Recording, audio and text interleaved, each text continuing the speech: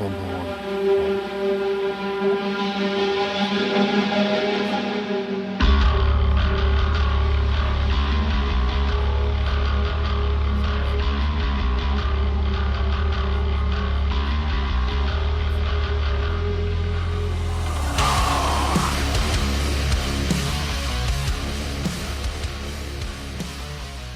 Hello, everybody. Hey, we are back again after a few weeks of not doing this on the Talkin Nonsense podcast.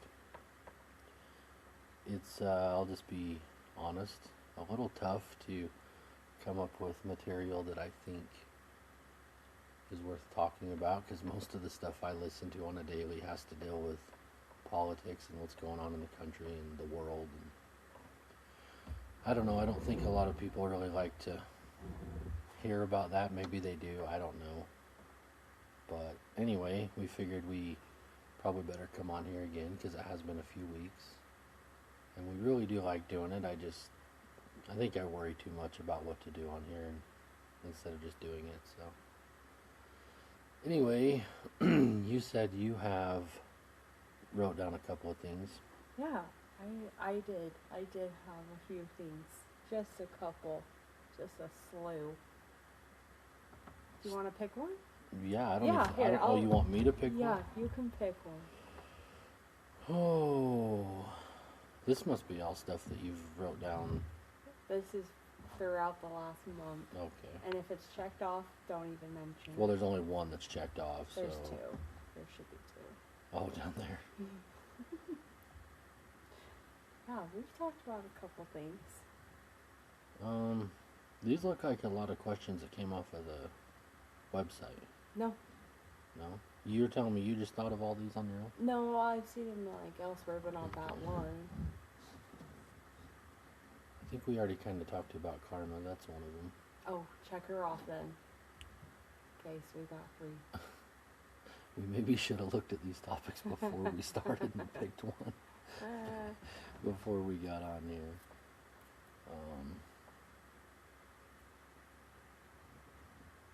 They make you dig pretty deep. Well, They're I don't not know. just surface level I'm kind of questions. looking over them here, and it's almost like a lot of these we've kind of talked about briefly, and So choose one the we're other gonna episodes. dig deeper. Huh? Choose one we'll dig deeper.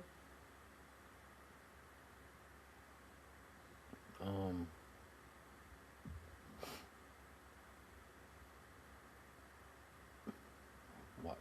Oh. Well, I don't know. Because, wow. This one's not starting off so great. So what do you have then? We're only 3 minutes in, and we've probably lost anybody that might have started to listen.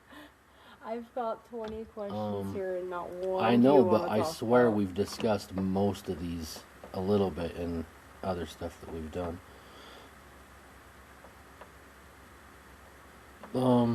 It's almost like maybe the reason I'm struggling picking one is because usually,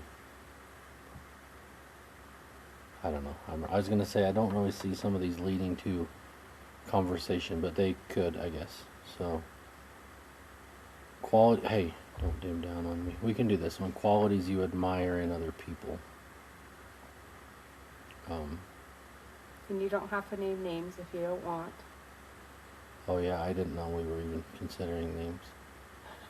I was just thinking of Secret time. qualities. What do you think? What do you have? I think a quality that I like in other people is their memory. I think it's very impressive. Yeah. There's a few people we know, and it is just like a picture memory almost. Well, memory Dally in our podcast today on the sports ones. We do that memories on the hardwood, and he was.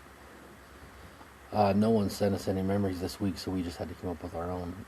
But his was from when he was in junior high, and after he told the memory, he's like, I can't believe he was either 7th or 8th grade, he couldn't remember, but he's like, I can't believe my 8th grade memory remembered all of that. But I have I mean, is that what you're talking about? Like the ability to remember Yeah, certain things exactly, or for like yeah. so far back? Because I know I have a lot of memories from when I was little. Like, I don't know how old I was, but when Grandpa used to have all the ground over in Strawberry before they took it from him when we'd go over there. Um,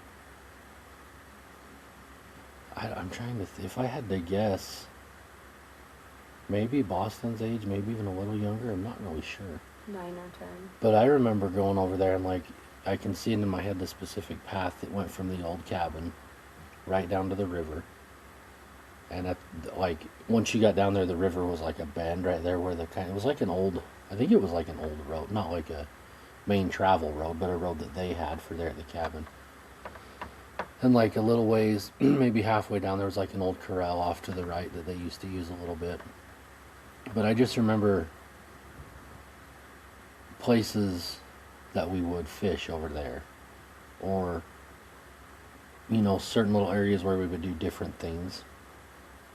But it is crazy how your memory, until you actually want to remember something and then you can't, or for me, but yeah, it's crazy how memories work and how you can remember a lot of things from your childhood, or maybe and maybe it's not even something that happened to you or something, but like a siblings, something happened to them or something. Like I remember there's always one memory every time I hit the corral down there at the turnoff. They were separating the cows and calves down there, and we were all climbing up the hill right there by the front gate, where it goes all the way up to the top of the front gate, the main gate. And we'd go up there and find rocks and kind of roll them down the hill, see how far they would go. Which, thinking about it now, there was trucks down at the bottom. That could get a little interesting. Kind of surprised we never hit anything, but anyway, I remember Ryan rolled one down, and when he rolled it, he didn't move his hand, so it rolled right over his finger. Oh my And it gosh. just crushed his middle finger, because it was a pretty big rock. But every time I go down there, I think of that, I remember Ryan rolled that rock over his finger. But, yeah, I agree, a memory's a pretty cool thing. Do you have any memories that, like, surprises you that you remember, or anything from childhood or anything like that?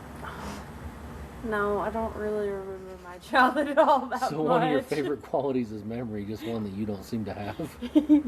Because I seem to not have that quality at all. That's funny. It's exactly why I like it Yeah. so much in other people. Because you don't have it, you can't reflect back on it. So. No, yeah, and I've even told you that a lot in the past. It's pretty cool to be able to hear you and your friends talk about these memories that you guys have. Yeah. And it makes it sound like I don't have friends. I just don't like a lot of people. Well, we've never really been around the people that you grew up around, or that you even went to school with. Yeah, I don't So even know that's- where those peeps are. I mean, in general, I kind of do, but shout out. Okay. Just kidding. Shout out. But Yeah. no, I really don't remember too much. I remember mostly just my teenage and up. Well, you know what's stupid is you say that you've heard me and some of my friends just talk, about things in the past, which when I'm doing that, like if I'm at someone's house or if even someone's here, it's so much different than when you and I are sitting right here. You know what I do you mean? Trying to, like, we're doing this podcast, like just trying to make conversation, and it's just different. I don't know if it's because the way or my brain, I guess, works, trying to put so much pressure on myself to have something to talk about, versus when I'm just at a buddy's house or something and we just kind of ramble on. Let it flow. Like that day we were down at Kevin's and he was reloading out in the garage. Oh yeah. We were sitting there talking. I think him and I talked for at least an hour about so many different things. And there was not a single break. In the Yeah, and then you just conversation. keep going, and one thing leads to another, and yeah, the next thing you know, you've been there for an hour or more, but then you come up here and you're like, oh. Or even before you come up here, Like if I sit down, because I'll sit down, all the time and think, all right, what's some topics we can put together? What's something we can kind of talk about, and I'll sit there for 30 minutes and not come up with anything. That's too much pressure on yourself. I guess, I don't know, but it is easier when you're, when you're with somebody, whether it's at their house or wherever you're at. It's a lot easier when you're just getting into the flow of conversation instead of trying to be like, all right, we gotta talk about something, because like when you're doing something like this, you don't want a bunch of dead spots or quiet, like it's because I think about when I listen to a podcast. Sorry, that cord's making a lot of noise. I was gonna say we need to fix that. Let me see if I can get a little slack in here and put it in there. Maybe that might work. Now I lost my train of thought. When you're talking with someone, basically, and then it's all flowing, and then you come up here, and it's just it's like podcast block. It's like the gate closes, and nothing can come out. Oh, I was talking about you don't want like dead spots. You want to keep the conversation going, and because I think about the ones that I listen to, and they're always They probably edit the dead spots out. Well, and I'm sure they do. I know they do. And that's, like we said when we first started, is I don't want to edit for one reason, because I don't want to. You're right. Because it's a lot. But for two, I just, like Dally and I said with our other one, we feel like if you don't edit it, it's more genuine. Yeah. But like I said before, that's nothing against anybody that edits. Because, I know there's some people here that do podcasts here in town as well, and they do editing, and I'm not saying there's anything wrong with it. That's just how I felt about it. We and just if you don't have time for that. Well, if you have some dead spots, I guess you have some dead spots, but, but those guys, I guess, like what I was going to say is, and this might be a difference too, they have like millions of followers. And what they talk about is what's going on, the current events or whatever. And so they know that they have to put together this show to make it entertaining, and they know that people's relying on them once a week to come in and update on what's going on. But it's funny too, because they'll also like make fun of some of the stories, because it's just ridiculous. It doesn't make any sense. It's a crazy world we're living in. Yeah, the way that some people act and behave and stuff, and it's but like here, and this might be part of it too, where we are, there's not a lot that happens here. For X amount of months of the year, you have basketball that happens, and that's kind of all that goes on here, or in my life anyway. I'm sure there's people around, that they're not really involved in the high school sports, and they don't really know what's going on. Like the other night when the cheerleaders won the championship at the cheer. Oh yeah. And they asked everybody to come down and follow the bus, and basically give an escort. Yeah, so we were going to take Boston down and drop him off with my mom, and then we was like, well, we're already here. We just will stay, and Swayze's on the team, so gotta support we'll be there for her, but it's cool too. But I remember telling you as we're going through town, I'm like, I wonder if people, because there's people that live here in town now that did not live here the last time there was a championship won in something in Tabby, because that's something they've always done. Like I remember telling you, and it would have been '97 when the boys won the first state championship in basketball. There were cars lined up all the way across the stairs. But there's been people, so let's see, Hayes, gosh, I can't remember what year Hayes and those guys won it. Oh, we were not even living here. No, we weren't. No, we were there. We went to the games and stuff down in Richville, but we weren't living here. But anyway, there's been people that's here now that weren't here last time. So I remember telling you, I wonder if these people think, what in the crap is going on? Because before they see anything, they hear a bunch of sirens and a bunch of horns. Because everybody's laying on their horn, whatever. And it's so funny to me to think, like, I wonder if these people are like, is everything are okay? we under attack? Like, what's going on here? Or even those early stages when everyone was starting to pack up there at the beginning, waiting for the bus. Oh, yeah, lining up down the road with all their hazards on and everything. I was like, this looks so bad. Yeah, because there were some cars that went by, that just kind of kept going. And I don't know who they were. Maybe they knew exactly what was going on, but But yeah, it's funny to me that to think about some of the people's reactions when they see something like that and they have no clue what's Yeah. going on. But I wonder if they get mad like they do out in the city. well, I think here though the good thing about it is it was like 7 o'clock, about 7:30 by the time we Yeah. came through town, I guess. Not bad. So it wasn't too late. But like I was telling you in the '97 one, they won the championship in St. George, and I don't remember exactly, but I'm thinking it was probably around 11:30 when they got back. Late. So, but at that time, most of the town went to the games anyway, you know. Right. So I'm sure there were people here that didn't, that probably got woke up. And I remember they went up to Hannah too. They went up to like the Hannah store and turned around and come all the way back down. And but I don't know. I don't know if people get upset about it. Maybe they do it first, but maybe they find out what it was for and they're like, oh, okay. But like Yeah. with this one at 7 o'clock, I don't think very many people were in bed, so it's Yeah. not like they, got woke up or anything. But we went off on that tangent. I don't even remember what sparked that deal. I don't know.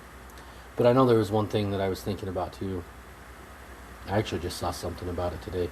The first time I've opened Facebook in about 2 weeks, and it was the first story there and reminded me exactly why I don't really go on it anymore. But it was, I guess, in Salt Lake, there was a bunch of protesters against ICE, Well, and they had the road blocked off. But there was some comments saying that the Salt Lake City Police Department actually shut the road down for them so they could walk down to go wherever they were going. But for ICE or for the protesters? for the protesters. Got it, Saying they okay. want ICE out of Salt Lake City. Which this whole ICE topic is, Exhausting. yeah, and it's ridiculous. It's so stupid. It's so exhausting. I can't even. I can't believe that so many people want to talk about it. Well, they don't. They just, most of them don't even know why they're there. You see the Yeah. interviews all the time, like somebody will take a phone and be like, hey, what are you guys protesting? Knowing exactly what they're supposed to be there for, but they're just trying to, I don't know, I guess. Would you say they're just trying to be the media or instigate? No, What's your opinion? I think it's more along, not even instigate, it's more to point out that a lot of these people have no clue. They're just there because it seems like the place to be. Oh, And we know, like, there's been proof that there's been paid protesters. So, like, we know that's a thing. I don't know about here in Salt Lake. I have no idea. But there is actual proof of that happening in the past. But it's like, you're protesting something that is required in order for us to be the kind of country we're supposed to be. right. Like, and people's always like, well, they're not criminals. Well, yeah, technically they are. They are breaking the Like law. you and I were talking earlier, they may not be violent criminals, some of them, but there's different levels of criminal. And Yeah. if you come here and break the law that is required, you're required to follow to get here, technically you're a criminal. If Martha Stewart can go to prison and be considered a criminal, But so can these people. But I just don't understand well, I do understand the outrage about it. I know what it is. It's only because Trump is the one that's the president. Because there's been stuff coming out. Well, it's not coming out. You've been seeing it again lately. When Obama was in, he deported millions of people. And I told you this the other day. I didn't know this, at the time. I just learned this sometime within the last week. Tom Homan, who is Trump's border guy, he was also Obama's border guy. And because of all the deportations that they were able to do during that time, Obama actually gave him a medal for his accomplishments. Now, fast forward, the same guy's doing it for Trump, but all of a sudden he's a Nazi or he's a racist because he's sending home people, or he's trying to get rid of these people, arresting these people. And The only thing that changed was his boss. exactly. And that's what tells you that this is all bogus. Because every president has deported illegal people other than Biden. He brought them in. Did he work there for Biden? That I don't know. I doubt it. Oh. I doubt it because apparently he was good at his job with Obama and he's been pretty good at his job with Trump. So I doubt it because it seems like the Biden administration just brought them in. They didn't make any of them leave. But I just don't understand, you know, something we've talked about before is the whole taxes, you know, the taxpayer money. Like, why should we fund these people to live better than most of us live when they shouldn't be here in the first place, you know? Right. And then you go to the protester side of it, the lady that was shot in Minnesota. That's what all this is about. All these protests is because she got shot. Well, if you'll pull your head out and look at a few things, there's multiple videos, different angles, different people, that she was in the wrong. Well, and people are saying that it was preventable, and they're not wrong. She could have stayed Well, yeah, home. it was preventable. She didn't need to drive 5 hours to get to the protest just to cause a scene. Yeah, she So could it have was prevented 100% preventable. herself. But Correct. the thing I don't understand is people are saying, well, he didn't have to shoot her. Well, what was he supposed to do? Stand there and hope she didn't run him over? Did you see that there was a law put in by their, I don't even know, their lawmakers, that if a federal agent is being charged by a vehicle, they can use deadly force? Yeah, and guess who put it in? What's the guy's name? The governor, Tim Walz, Yeah. who Yeah, is yeah, so yeah. buried in fraud in Minnesota right now that he So, comes out and makes a law that actually makes sense. It's just kind of crazy that happened to go into law and then it had to be the case. But you I know don't what's even more crazy is why does that even have to be a Coincidence? law? Why does it have to be a law that if this ICE agent feels like he's about to get ran over, he can use the force? Why does that even have to be a law? It should be just obvious. But then there's other people that say, well, they're not even law enforcement. Well, how dumb can you be? Yes, they are. They're federal law enforcement. Yeah, you're 100% correct. Someone They're said not that? oh yeah, there's been a lot of comments about it. But it's like, yeah, you're right. They're not a Minnesota State Police or a Minneapolis Police. You're 100% right, but they are federal police, which is a real thing. Yeah, so they just mentioned local and then a state. But people and are then acting forget like Trump just put this group together. I mean, ICE has been around forever. They have a purpose. Yeah. Immigration, customs, enforcement. Like, that's what they do. They enforce the border. They make sure people here are here legally. But yeah, I thought that was crazy that the governor, who is knee deep in fraud right now, comes out with a law saying, okay, you can use deadly force. It's just so stupid. What are the chances? Well, and that's the kind of stuff that I don't understand, that people still fall for their BS, because all you have to do is repeat that to yourself and think, well, hold on a minute. This guy's just been, his whole state has been busted for billions of dollars of fraud. He's never agreed with anything that a Republican or a Trump or anything like that has thought, said, or done. But now all of a sudden, oh, you know what, we need a law that if the ICE agent feels like he's in danger, he can use deadly force. You know, it's a little coincidental, honestly. But what's he trying to do? Well, I mean, like, was he just trying to be like, oh, see, I did make a good choice. I think Please he's trying to support get me. the heat off of him for the fraud, is my opinion. Yeah, exactly. And he is running for or no, he might have been the one that dropped out and said he's not running for re-election. I can't remember. What's his name again? Tim Walz. Walz. You. I almost said his name that some of the Republicans have given him, but I won't. Well, let's do. No, I won't say I'll have to look that up on my own later. But anyway, you know, just this whole ICE thing, and it actually disgusts me that we have people in Salt Lake that are doing these protests, and people's like, they have the right to walk the road. No, they don't. You have the right to peaceful protest. When you're blocking traffic, it's not peaceful. Right. People can't get through. People can't get where they need to be going. You have no business being on the road. I saw a video the other day. I don't know where this was at. It wasn't Utah. But there was a guy trying to get on. It looked like a freeway. And a protester was standing in front of his car and wouldn't let him go. So he kind of like slowly inched forward, trying to get the guy to move. And he doesn't go fast, but he goes fast enough to where the guy finally slides off and rolls to the side. Well, as he does, he turns around and punches the guy's window.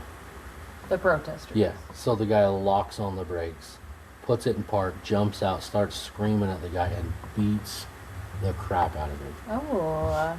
Like, decks him, knocks him down, telling the guy, get out of the road next time. Like, he's using some fairly choice words. Just Colorful pummels him. And, like, think what you want about me, but I think that's exactly what needed to happen. I wonder if that protester learned anything. Well, here's the thing. My opinion is, if that would happen more often, this crap would stop. Yeah. But these people have gotten away with it for so long, and they think that there is no consequences for anything they do, whether it be right or wrong. There's always consequences. Well, I'm like, what if there's kids in the vehicle? Like, But what even, the no, hell? yeah, I agree, but it doesn't matter who's in the vehicle. You shouldn't What be in the the road. world? Both, I don't know. It's crazy. But you know, then there's been a few things. There was one in Utah. I believe it was in Utah. They had their deal going on the sidewalk, and there was also a guy there holding an American flag. Did you see that one? I did see it. And they've got that bullhorn in his ear, and he's trying to walk away from them, trying to just mind his own business. They won't leave him alone. Finally, he's fed up, and he just goes to town. He knocks out like 4 of them.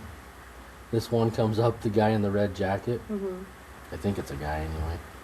Thinking he's going to make a big difference here, and he walks up and puffs up, and that dude pops him right in the face and drops him like a freaking ton Oh. of crap. They keep coming at him, and he fights them all off. Like, he gets 3 or 4 of them.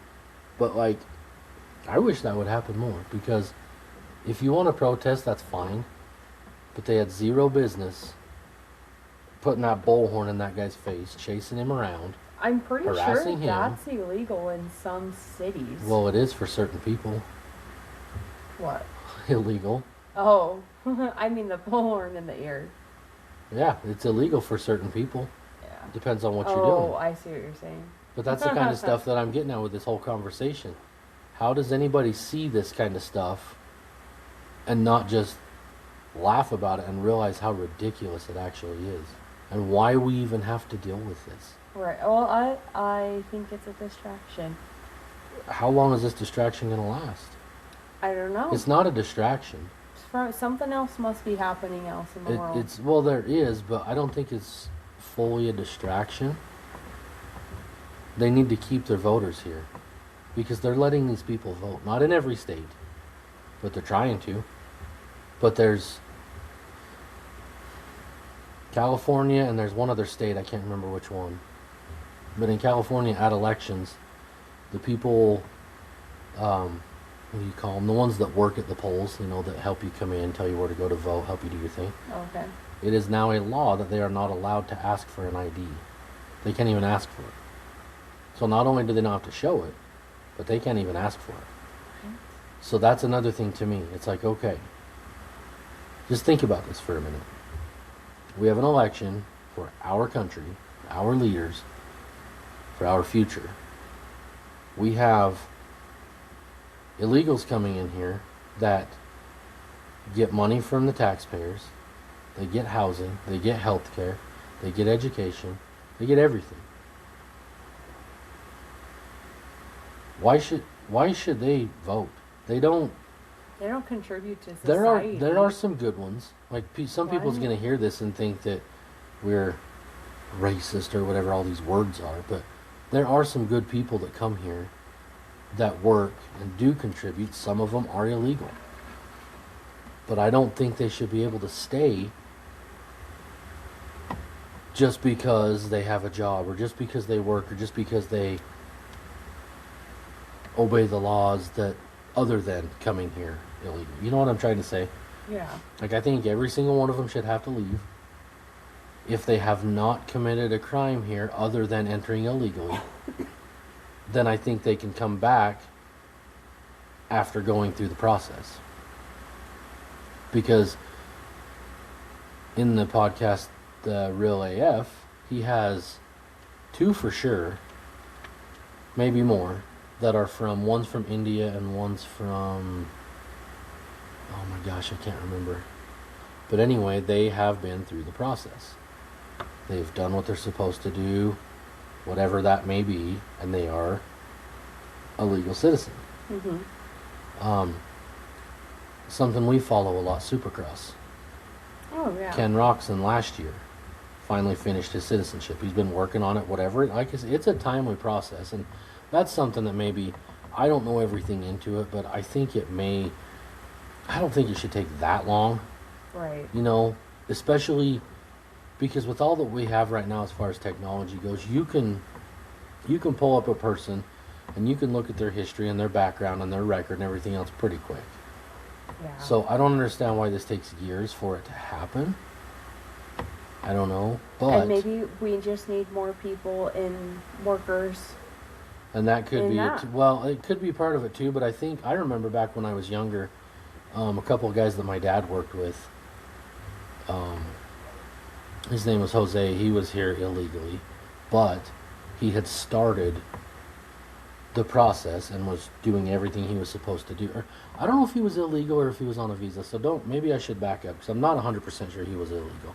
He might have had the visa or the green card or whatever it is they have to be here to work. He may have had that. I don't remember. But I do know that he was going through his process to become a citizen, and it was dragging on forever. And it was costing him a ton of money. You know, like, I think that there should be, it should cost something. I don't know how Fair. much, I don't know what, but I think that's fair. But I don't know that it should take years to do either, you know. No, it shouldn't. But back to Roxon, he's been racing here in the U.S. for a long time. Because when he first started, I believe, I think he started out with KTM, I think, or Honda, one of those two. Anyway, he's one of those guys that, you know, kind of like with the Kobe thing, I was like, oh, that's going to be my favorite player. Right. When I was a kid. Well, when I started watching Roxon, I was like, I like this guy, you know, like, I think I'm going to kind of follow him and cheer for him. And I didn't know that he wasn't a citizen because it was never brought up, never anything like that. And I can't remember where he's from now. I don't think it's Australia. I was going to say Australia. I can't remember. It could be. It's either that or I don't think he's German. Anyway, but yeah, he's a citizen now. So I guess where I was going with this is, you take someone like that, or the two guys that are on Andy's show, they go through the process, they do what they're supposed to do, they get their citizenship. So how is it fair to them that all these other people get to come over and they just get handed a card with money on it? They get handed health care and the whole 9 yards. They get everything. So how is that fair? Mm-hmm. You know? But all these people that protest all this stuff, I guarantee you, if you were to go out there and be like, listen, if you want them here, then you need to take some of these families into your home and take care of them. They can live there. Guarantee you won't find one of them that'll do it.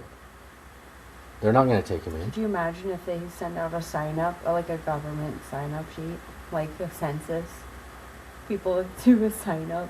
Do you want to... You mean to sign up to take in some of the Yeah. illegal families? Yeah, could you imagine? Yeah. That would be nuts. But the people that are protesting and making the noise, they're the ones that act like they should be here and they should, you know, they have every right to be here, which they don't because they're illegal.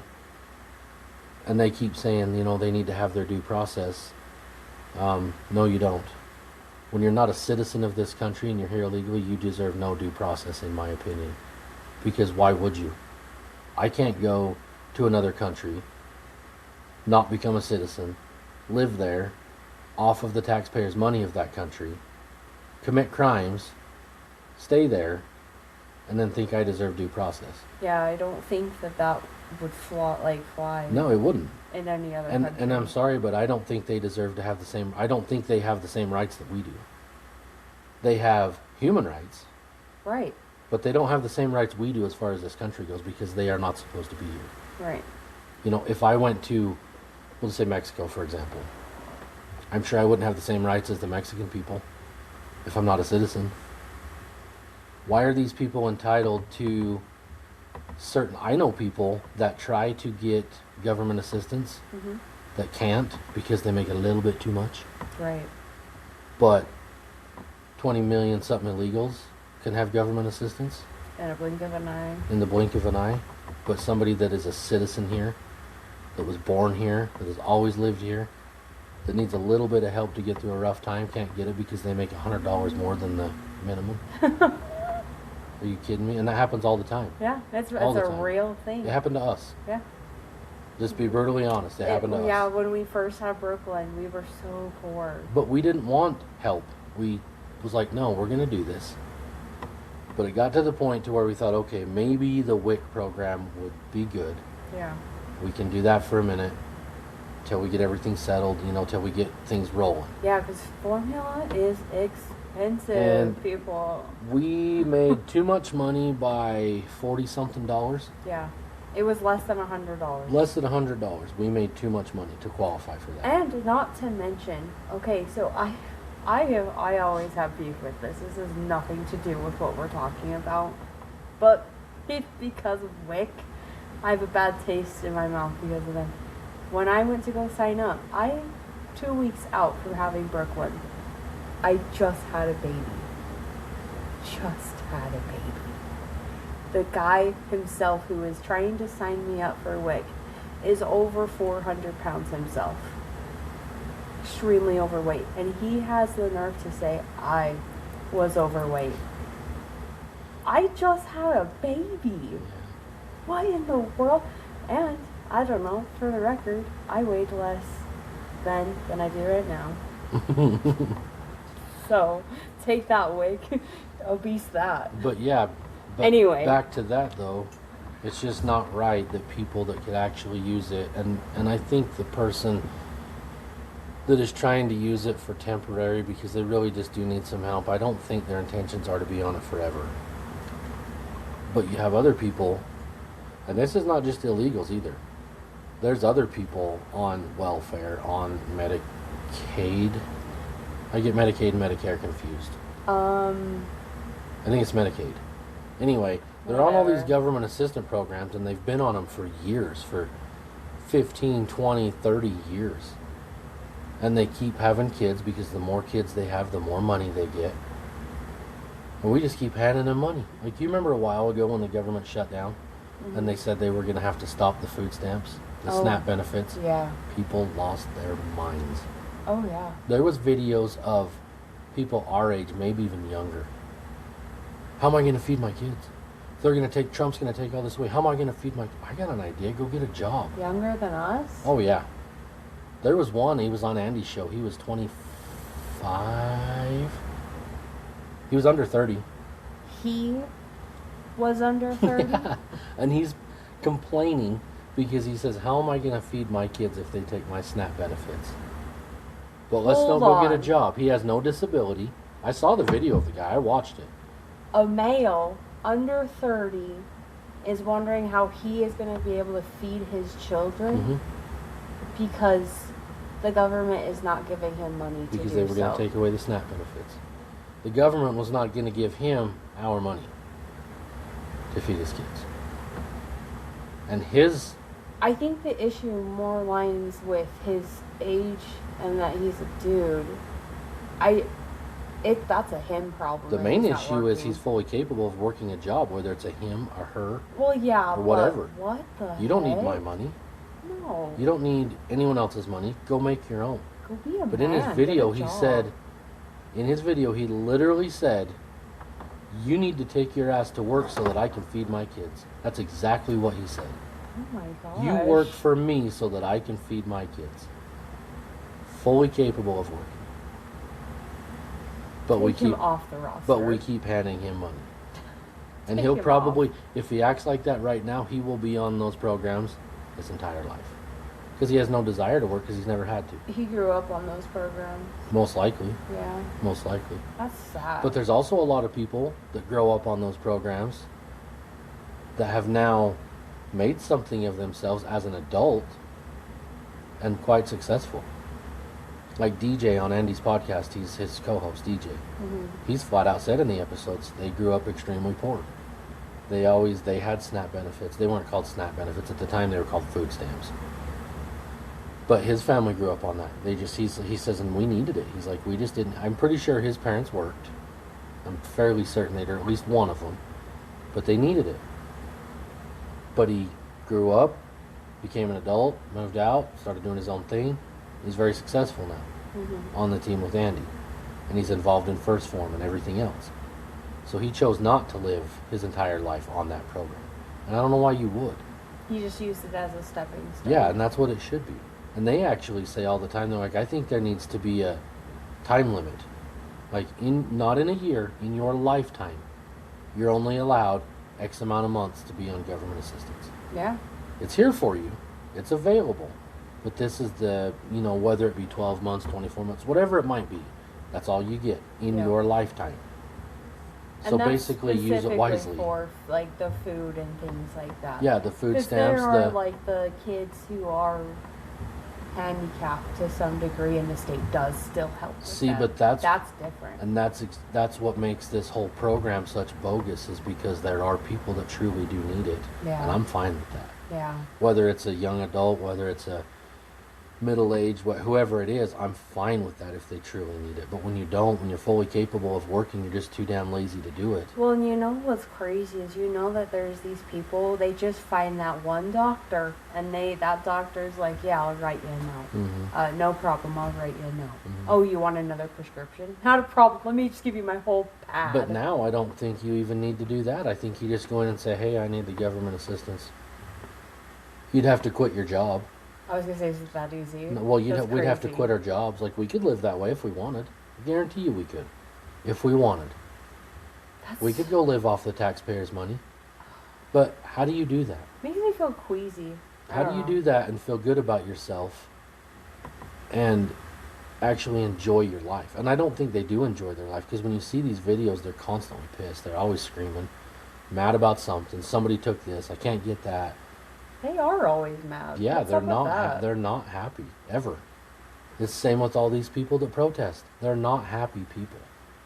You'll go on Facebook and you'll see comments of people claiming, that, like that one I saw today, there were some comments. I was actually there, and the police shut it down for us while we made our march to our destination, and we were peaceful and we were happy. We're just trying to get a point across. I'm like, what point? What point are you trying to get across? Yeah. Why don't you just tell us that you hate Trump and you're going to do anything against what he says? Because that's literally what it is. You have zero reason to protest ICE whatsoever. Yep. And there's signs putting on buildings and businesses, and ICE is not allowed. Well, sorry to bust your bubble, but yeah, they are. Yeah, they can go where they want. They can they have a job, and they're entitled to do their job whether you like it or not. And you're not going to interfere or you'll become their job. Yeah. Ask Minnesota what happens when you try to interfere. And I'm sorry, but I don't feel bad. Maybe some people do, and if you do, that's fine, but I don't, because... Well, those people, why do they think that, oh, you know what? I know what's going to stop everyone if I go out there. It's because they have been led to believe that they are doing the right thing. Think of all the protests we've had in this country in the last, we'll just say 10 years. We don't have to mention them, but think about them. Okay. Think about what happened in those protests. Think about why those protests happened. Whatever the cause was, think about what happened in that, what actually happened that caused these protests. It's all bogus. All of it. I can't think of a single protest that has happened within the last 10 years that was legit. Not one. No, I don't think so. Yeah, no. They're not there. And that leads back to what I said before. There's proof that a certain foundation is paying people to go protest. Most of these protests, Andy said they had one in Missouri when, I can't remember the guy's name now, but was killed by an officer. A lot of protests. He said he literally seen with his own eyes buses show up, get off the bus, they go in a line, they pick up their sign and whatever else they have there for them, and then they go to their assigned spot. Signs are already made, they're already printed, they just pick them up, go do their thing. Then people come in, these instigators or whatever we want to decide to call them, will come in and say, hey, I notice there's a bunch of people around here, like, what are you guys protesting? Oh yeah, I don't know, we're here for the cause. Well, what cause Here to expand? What cause are you here for? oh, we're just here in support of everything. We're just trying to support these people, and we're just exercising our right to protest. They have zero clue why they're even there, but they're getting paid to do it, so why do they care? Right. They get this thing, whether it's I don't know if it's a phone call, if they get a letter, I don't know how they get it, but if it's like, hey, if you go here, protest this for this many hours or this much time, we'll give you this much money. A lot of these people aren't even from the state they're protesting in. They're bussed in from somewhere else. The lady in Minnesota drove 5 hours to go to that protest. She doesn't even live there. Has nothing to do with the state, doesn't know anybody involved, just drove there to protest. I don't know if she was paid or not. That hasn't been discovered or released or anything like that. So I have no clue. I'm not saying she was paid because I don't know. If she wasn't, could you imagine how delusional you have to be to think that you and your significant other are going to make a difference in But what the difference are you arrests? trying to make? I don't know. That's what I don't get. What difference are you trying to make? Let the illegals live here? That's why it's so crazy. Yeah, it makes zero sense. But that's that's another question I have. Let's say she's not being paid, because again, I don't know. But if she's not, do you not have a life? Yeah, but Because that tells me that you don't contribute to society at all. If you can drive 5 hours to go to a bogus protest on like a Tuesday. and try to run over an ICE agent, On for a what? Tuesday. For what? Yeah. I don't think it proved a point. It didn't prove anything. Well, it save did. It proved a point. anything It did prove a point. that they were Get in the way and wrong. interfere, and you'll find out what happens. Yeah. FAFO. Exactly. FAFO. It's exactly right. We sound like the biggest jerks, I'm But sure. it's true. That's because But it's people. true. We sound like jerks because people don't want to hear it. Yeah. They don't want to hear it. But it is what it is. I'm sorry, they have no business being here.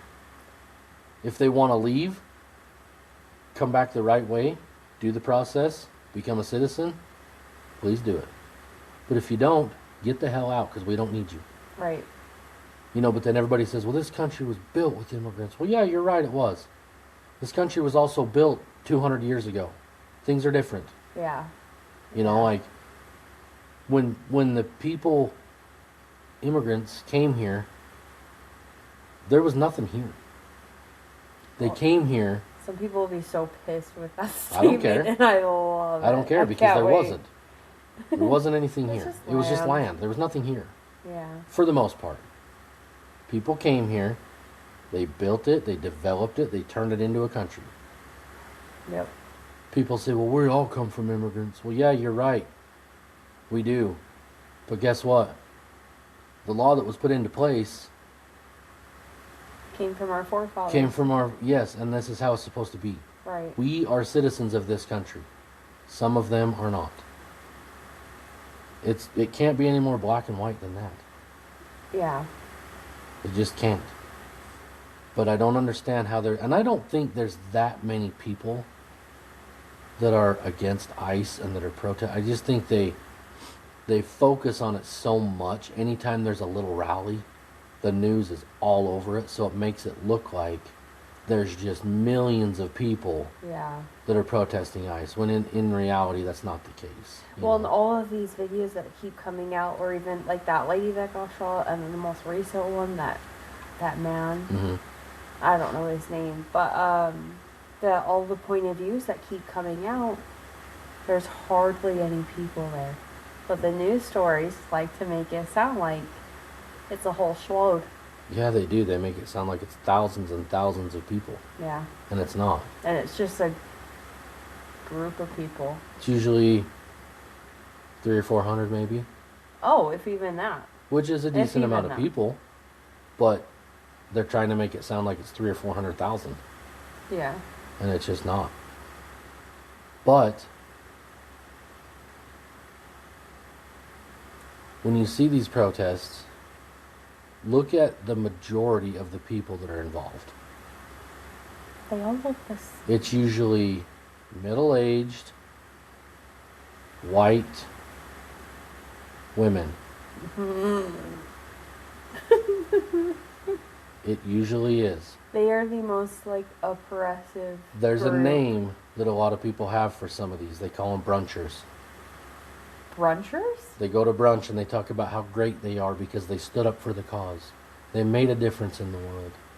When in reality, they've never seen a bit of violence. They've never had to deal with it.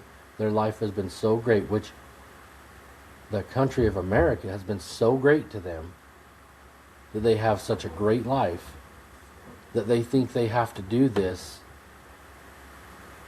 to be a great person to show that they care. Well, if you cared, you wouldn't want them here. True. Unless they were here legally, if you really cared. It's not that hard. But, like the podcast says, people just can't, they can't deal with it. It's too inhumane. It's too, they're tearing apart families. They're destroying, they're separating the kids.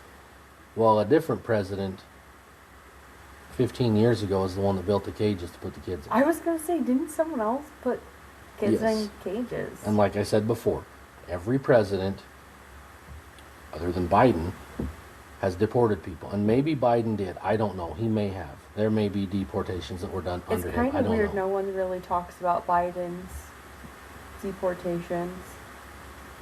It kind of just gets kids. Well, and like I said, there may have been some. I'm not really sure. But I know all the other presidents did. And here's another funny thing. There's videos of Hillary Clinton, Bill Clinton, Obama, saying how the illegals need to go. You can't be here if you're not a citizen. Everything Trump has said, they have said. But it was okay when they said it. But now it's not okay when he says it because he's not part of their clique. Or he's had so many people convinced to hate him for doesn't matter what reason, or even if there is a reason, you just hate him because they said to. So now all of a sudden it's a problem. And here's my only issue with his deportations, is there hasn't been enough of them. That's my only problem. Yeah? Other than that, I'm good. Why is it that we really only hear about it? Well, maybe it's just because it's so dramatic right now up in Minnesota. Minnesota's a mess. But maybe it's got to be happening everywhere, right? I It's think, gotta be. oh yeah, it's in multiple different states. I mean, to be honest with you, it's in the bigger cities of the country. Minneapolis, Baltimore, Los Angeles, places like that. The bigger cities is where all the mess is, usually. Like, take this for example in Salt Lake. Too many people. I would be willing to bet there's more people that laughed and made fun of those protesters than participated in the protest. That's just my opinion. I want to hope so. I would bet there is. You don't see the people who feel and think and believe the way we do. You don't see them on the news. Because that doesn't fit the narrative. You don't see that. All you see are the ones that are trying to make a cause, trying to be better, trying to make the country a better place. Well, no, you're not. Oh, God, this just came out, trying to make me... So, we've had people leave the country because they just can't live under a Trump administration. Yeah. I'm going to have to go back. I think it was on Tucker Carlson. It was either Tucker or Andy. It might have been Andy, actually. The Netherlands? Maybe the Netherlands. Don't quote me on it, but it may be the Netherlands. They're living in a concentration camp. Huh? Because they're not citizens. Hold on. Yes. So they have taken them. I'm going to have to go back and find this. I promise you guys this was on a news story that was shared on one of the podcasts, and they covered the news story. Let me get this straight. People who U.S. citizens left our country to the Netherlands. I think the Netherlands. Possible to change. And that government put those U.S. citizens into a concentration. Now, it's not a concentration camp like what we've been told concentration camps were back in the... No one's kidding. Yeah. It's not that concentration camp, but that's what it's called, basically. They only get... Like an asylum? Kind of. Okay. But they're like limited. I shouldn't talk about these without having the stuff in front of me because it makes it sound like I'm just a... Oh, that sounds like something I have done in the past, so we're Well, going to keep talking about it. Well, we can. No, we can. We're going to. I'm just saying I maybe should have wrote some of this down. But here's the problem. When I think about what to talk about, I can't think about this crap. So I don't think of anything to write down. But it's so funny because they were talking about how these people left America because it's so bad and they just can't live here anymore. But yet they go to where they're at and they're treated like basically a hostage, pretty much. That's kind of Like, funny. there was something to do with, like, they're only allowed to grocery shop on certain days, or they're only allowed to get so much at the grocery store, or only certain things, or, like, there's some weird things about it that, if you guys care to look this up, I'm fairly certain it was on Andy Frisilla's podcast, The Real AF. It would have been 2, maybe 3 episodes ago. It'll probably say it in one of their headlines if you just read through what they're talking about, but they have it on there. You can go find it and read about it or listen to what they're saying about it, but it is real. There's... But see, here's another issue, because No this story way. that I'm talking about makes me think of this. Here's another problem, is people that don't agree with what I'm saying, their first response is going to be, well, he's just a right-wing nut job, he's just a Trump supporter. Or their new saying, their new favorite word is bootlicker. Bootlicker? Yeah, you're just a bootlicker. You just lick Trump's boots. You do everything he wants. You believe everything he says. That's up there with the lint liquor. Oh, yeah. That's the new thing, a bootlicker. But Bootlicker. people's first reaction is, or a conspiracy theorist is what people like to call everybody that kind of believe or talk about the things that I'm talking about. But the funny thing about conspiracy theorists is a lot of these conspiracies have come true. They've been proven. They've ended up the way it said it was going to be. Like, they're not I just feel conspiracy like theories. more often than not, it's mostly just people asking questions, That's all and it- then they are finding the answers. That's really all it is, but that's the problem. Anytime anybody asks questions, they either try to silence them or try to yeah, like deplatform them, or basically say they're crazy, or another one of their favorites, they're a right-wing Nazi. Like, or they'll just suddenly, very happy individuals just suddenly have to yeah. off themselves. Well, you know, one thing, this may not even let the episode go on because this is going to be like the 3rd or 4th time I've said it, but their favorite word to call people is Nazi. I really don't think these people even understand what a Nazi was or is. Yeah, no, they don't. Because when they compare Trump to that, it's like, what? How? They like to call him a dictator or a king. yeah, Which, if he was a king, your dumbass wouldn't be on the street protesting against him. I promise you that. yeah, you wouldn't have any right. Yeah, if you think he's a king or he's a dictator, You would if he was a dictator, you would have to have a picture of him in your home. probably. Just that's what they do in, is it North Korea? And our national, what do you call it? The eagle? Yeah. It'd be him. You know what I mean? Like, these people are so stupid. Yeah. Back to the No Kings protests. There was one in Camas. No There Kings. was? No King. It was like, no kidding, 8 people that were like 70-something years old. I heard this from a person that lives in Camas that saw the protesters. I saw the story on Instagram or something.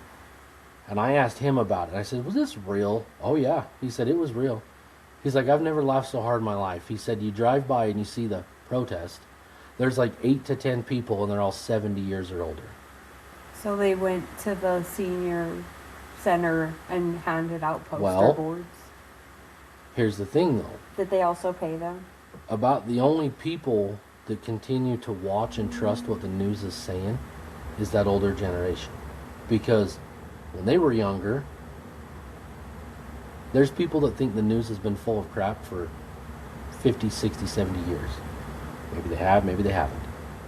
But the older generation, they're the ones that still tune into like a Fox News or a CNN or MSNBC or any of them, because that's how they get their news. And you think about it, a lot of people that age in their 70s, they're not on social media. Yeah. They're not on X, they're not on Facebook or Instagram, none of that kind of stuff. So their news comes from the news. Yeah. So they hear that Trump is doing this, Trump's going to take this away, Trump's not going to allow that, Trump's this, Trump. Well, they're like, well, no, that's not right. That's not how we're supposed to be. But they're being fed BS. Like, here's another thing about the news with Trump. You can't tell me he's in his second term now, a year in. You can't tell me there hasn't been one positive thing that he's done in a full term and starting a second one.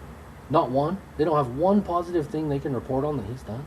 We've never had a president in the history of my life where everything the president has done is terrible.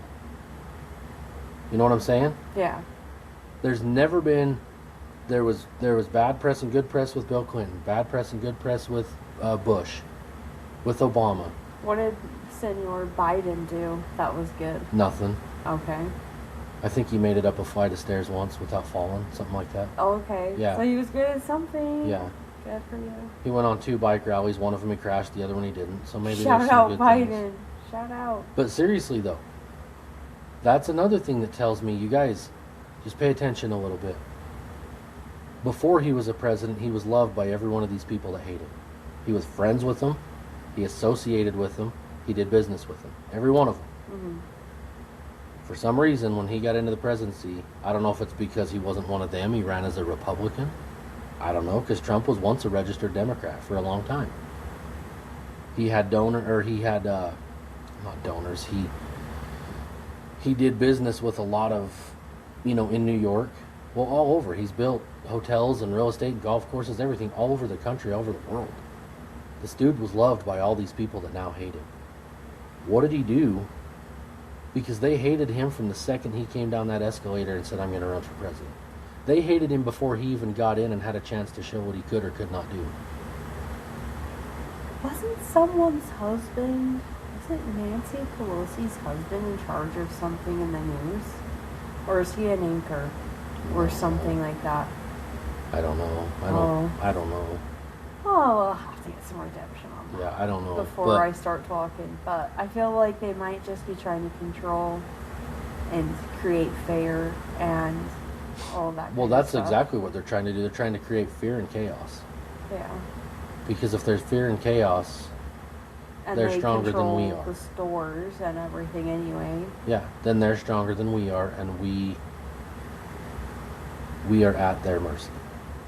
But if people would understand, if U.S. citizens would understand, get past the black, the white, the Mexican, Hispanic, whatever you want to call it, the Asian, get past all that BS and just understand that we're Americans.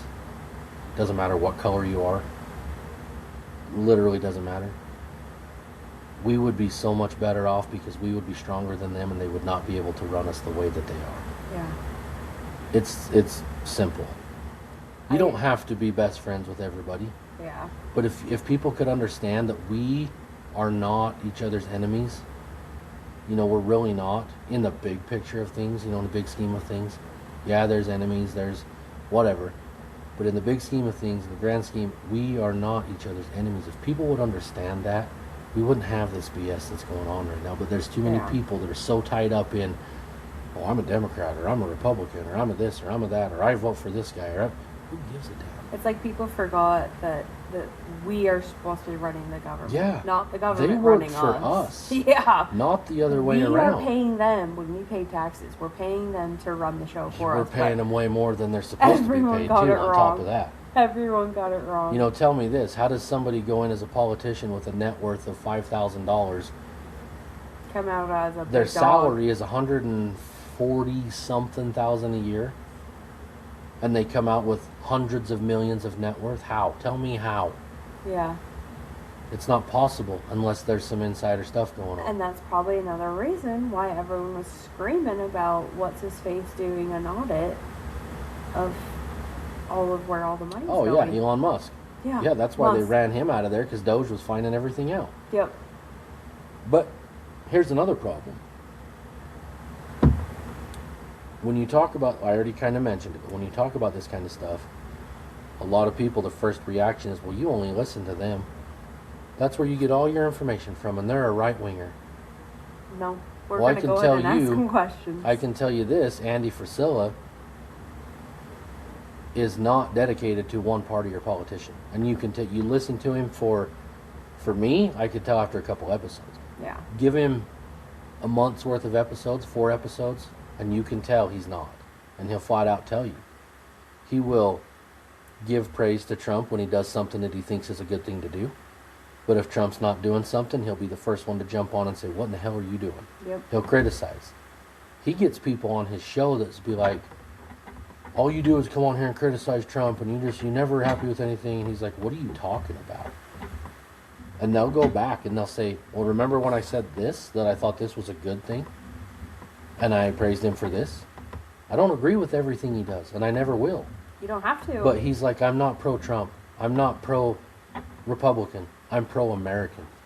That's what I care about. I'm America first. Not, in his big beef, which I agree 100%, there shouldn't be a dime out of this country sent to anywhere else until everything here is fixed. Mm-hmm. Here's another thing back to the protesters. They're out here protesting, trying to protect these illegal immigrants, but not one of them will say a word, make an effort, or do anything to try to help the homeless veteran problem we have in the country. Yeah, that's true. Not one of them. And if it were not, I think you might have said this the other day when I was talking. You or somebody I was with. If not for these veterans, they wouldn't even be able to do the things that they do anyway. That was me. Which is 100% true. But you won't go out of your way to try to protest for them, to try to help them. But you'll go and make a mess in the streets and make chaos and everything else to try to protect people that have no business being here in the first place.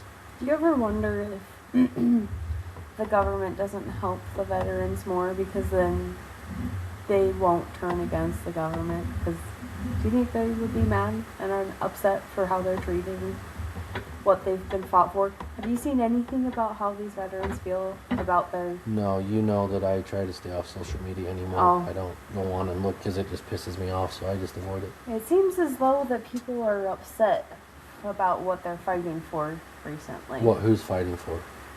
Just the military in Well, yeah, general. because most of our wars have been BS. Yeah. Yeah, they're not what they claim they are. Yeah. So Most of the seems like wars people we're are going upset. that we've been involved in have been for regime change because we don't like who's in charge of that country. Who cares? Yeah. Let them do their own thing. It's We not have our nothing to do problem. with them. They have nothing to do with us. Yeah. Maybe we should worry about us. All this stuff that's going on right now between, well, there's several countries. All the Middle East crap, all the Ukraine and Russia crap, all the Iran crap, there's a lot of people that really think that we are very, very, very close to a global conflict. Very close. Do you think we are? I don't know. I don't know. Some of the things that I've heard, it seems like it could be. Seems like everyone's pissed off about Greenland. Yeah. Yeah, Is and it that's Greenland? Greenland, yeah. It's basically we're taking control of it. The last I saw the other day, a couple days ago, we're taking control of it. Do we need to take control So of that? that I haven't read enough on that to fully understand. It's just things that I've heard on podcasts. The reason Trump wants it is something to do with, gosh, I need to study up more on this so I know exactly, because I do want to know. I just never take the time to do Well, it. we can revisit Something this, to do with the fact so that Russia or China don't, so that they don't occupy it.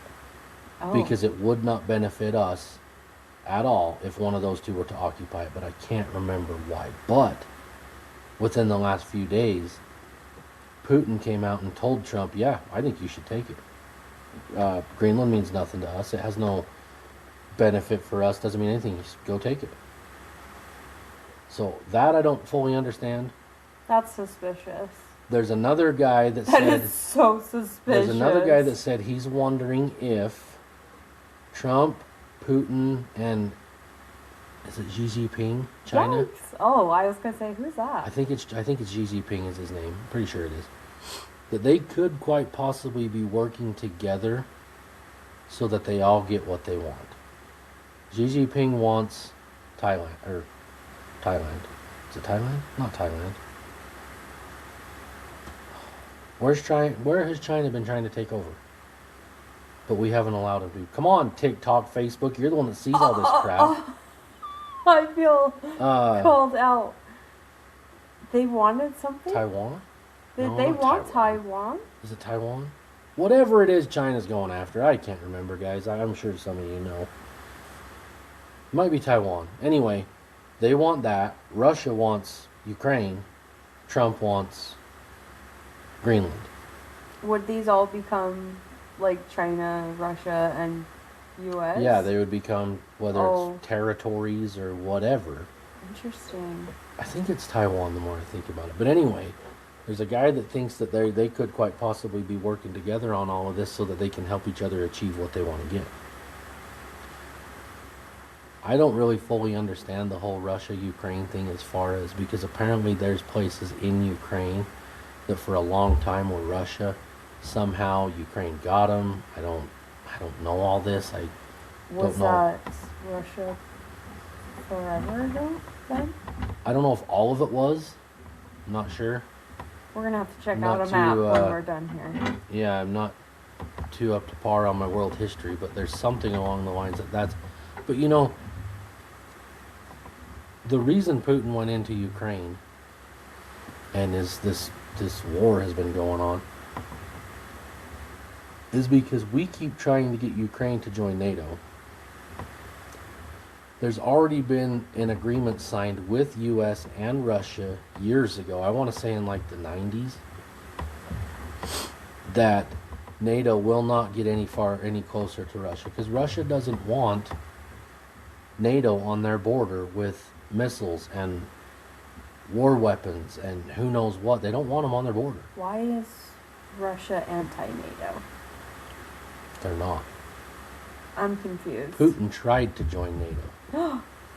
And Bush told him no. You're telling... Wait, hold on. Stop it. Wait, Either you're telling Bush- me we had an opportunity for world peace and Mr. Bush said no? It was either Bush or Clinton. One of those two. Putin asked if he could join NATO. Said he wanted to join, he wanted to be a part of NATO, and they told him no. Why? I don't know. And if any of you guys listen and think I'm crazy, look it up. I did not know that. Look it up. He tried to join NATO, and he got told no by the U.S. Dude, is that why he acts the way he does? Is that why How does he act, though? How does he act? I don't know, like he wants to rule the world. Does he? I don't know. Or is that what we've been told? That's I'm a gonna valid question. I'm going to tell you right now, Putin is not the Putin the news tells you. I'm not saying Putin's a great guy. I'm not sitting here sticking up for him. I mean, I've never really trusted the news on what their opinions are of other countries because, of course, they're going to be slanted, Yeah. you know, but... It's hot up here. It's But, a little toasty, yeah. I might start stripping. But yeah, I will say that That's crazy. he's not the guy that the news tells you he is. Like I said, he's done some bad things. He's not a great guy, by no means. I mean, I But guess he's the not reputation you get from movies. He's and not what the we've been news. told. That's for dang sure. Yeah. Wow. All right. But yeah, it's so cool that you asked why he's so against NATO, and to find out that he actually wanted to join and was told no by the U.S. That is the crazy. But I know that Trump wants out of NATO. Why? I think we get out of it. Why are we there? I don't know. We fund like 80-something% of NATO. Wasn't it something to do to protect Israel? Well, no, I don't know if it's that. It's basically just a group and you help protect each other. But we pay for everything. We're the sugar daddy? Yeah, always have been. He actually just pulled out of the WHO the other day. The World Health Organization. Trump pulled out of that. We're no longer in the WHO. The WHO. Yep, we're out of that. I did not know that either. That was Wednesday or Thursday, I think, of last week that he pulled out of that.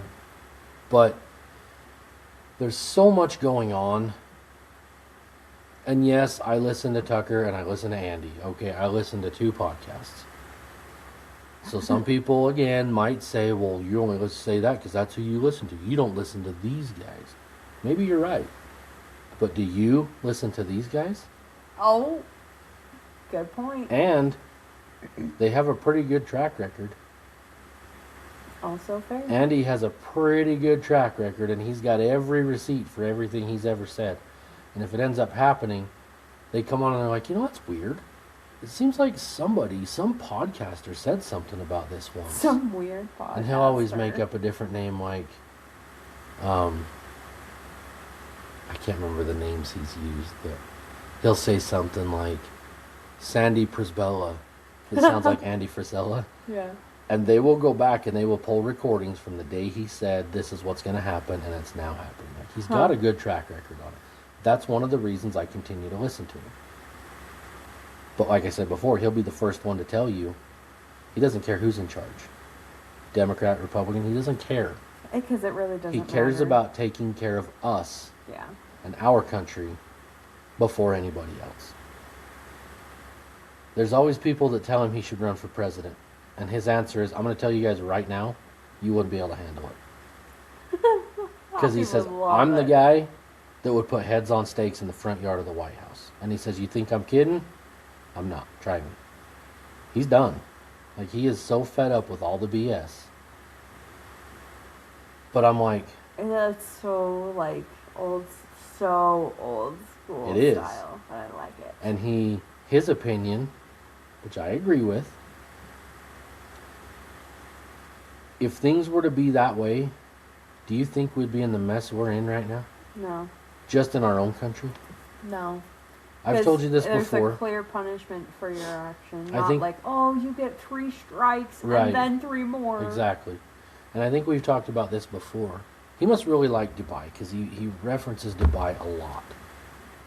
I've never even looked at it, but apparently it is one of the most beautiful places on earth. Oh, it's amazing there. It's clean. Clean. They say their crime is like next Absent. to 0. Yeah. I know for a fact we said this on the last, I'm going to say it again. He says you can go down streets in Dubai and you can find someone's Bugatti on the side of the road. Now, most of you know a Bugatti is a hundreds of thousands of dollar car. Very nice. Expensive car. Very nice. He says you can see keys on the dashboard. Cars are unlocked. Because people know if they steal that car and they get caught, they literally will cut their hand off. Mm. There's actual punishment for that happening. You come here, do whatever the hell you want, you might spend a night in jail. Might. You'll be right back out the next day. Yeah. But if we had, Andy's favorite thing is he says we need to have a wood chipper on the White House front lawn. Oh. But he's right though, because he says the reason he says people couldn't handle it is because we have become such a what's the word he used? Such a, I guess compassionate people would be the same type of thing. He uses a different word. I would say a soft. Which there's community. fine with having compassion for people, but he's right. We are too compassionate. We are too soft-hearted. We are too concerned, maybe. Yeah. Like, there has to be a line somewhere. You know, you have to get to a point to where you're like, okay, enough is enough. Why are we doing this to ourselves? Yeah. It's like they want to consider everyone that's in the room, but then they will decide. Yeah, well, and sometimes who's the people in the most room don't need to important. be considered. Right. You know, it's just all there is to it. Yeah. Sometimes, sorry, dude, this one's not for you. Right. But we have all these people that have done things that some of these guys will call it crimes against humanity. Like, go back to COVID, for example. Mm-hmm. Look at the BS they put us through with COVID.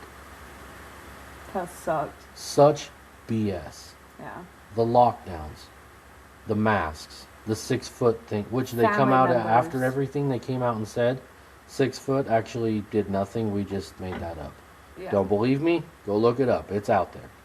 family members dying alone in hospitals. Yeah, you have to watch your family die on Zoom because you Death can't go in. certificates being changed to COVID. While at the same time, Gavin Newsom's out having hundreds of thousands of dollars at dinners with his buddies and drinking wine in restaurants in California, while he makes his residents stay in their homes. Mm-hmm. Tim Walz in Minnesota brought out the National Guard, Yeah. paintballed people in their own yards if they were not in their houses. The videos are out there. Gave incentives to people to Told them, call on their neighbors. yeah, tell on your neighbors and we'll reward you with this.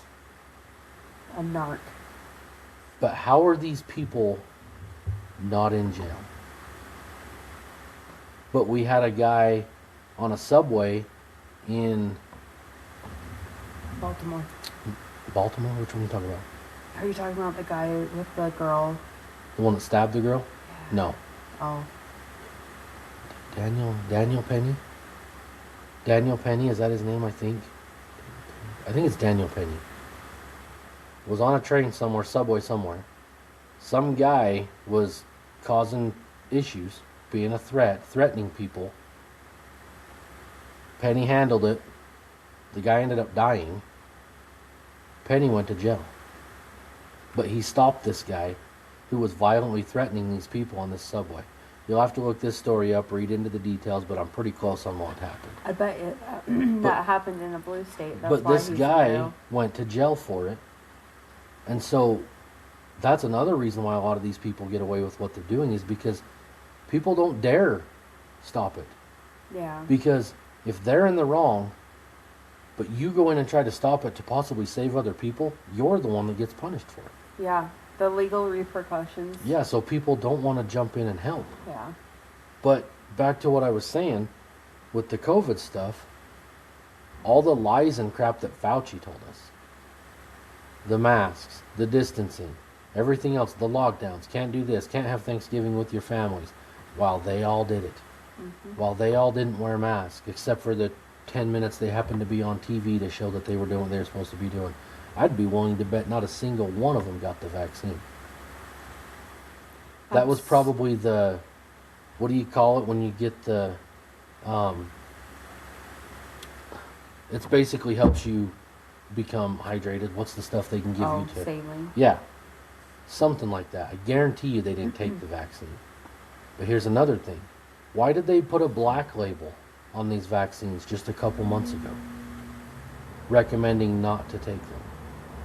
The CDC did that. Why? Did they not approve this? Like, They not only 2 approved it, years but ago? they pushed it on us.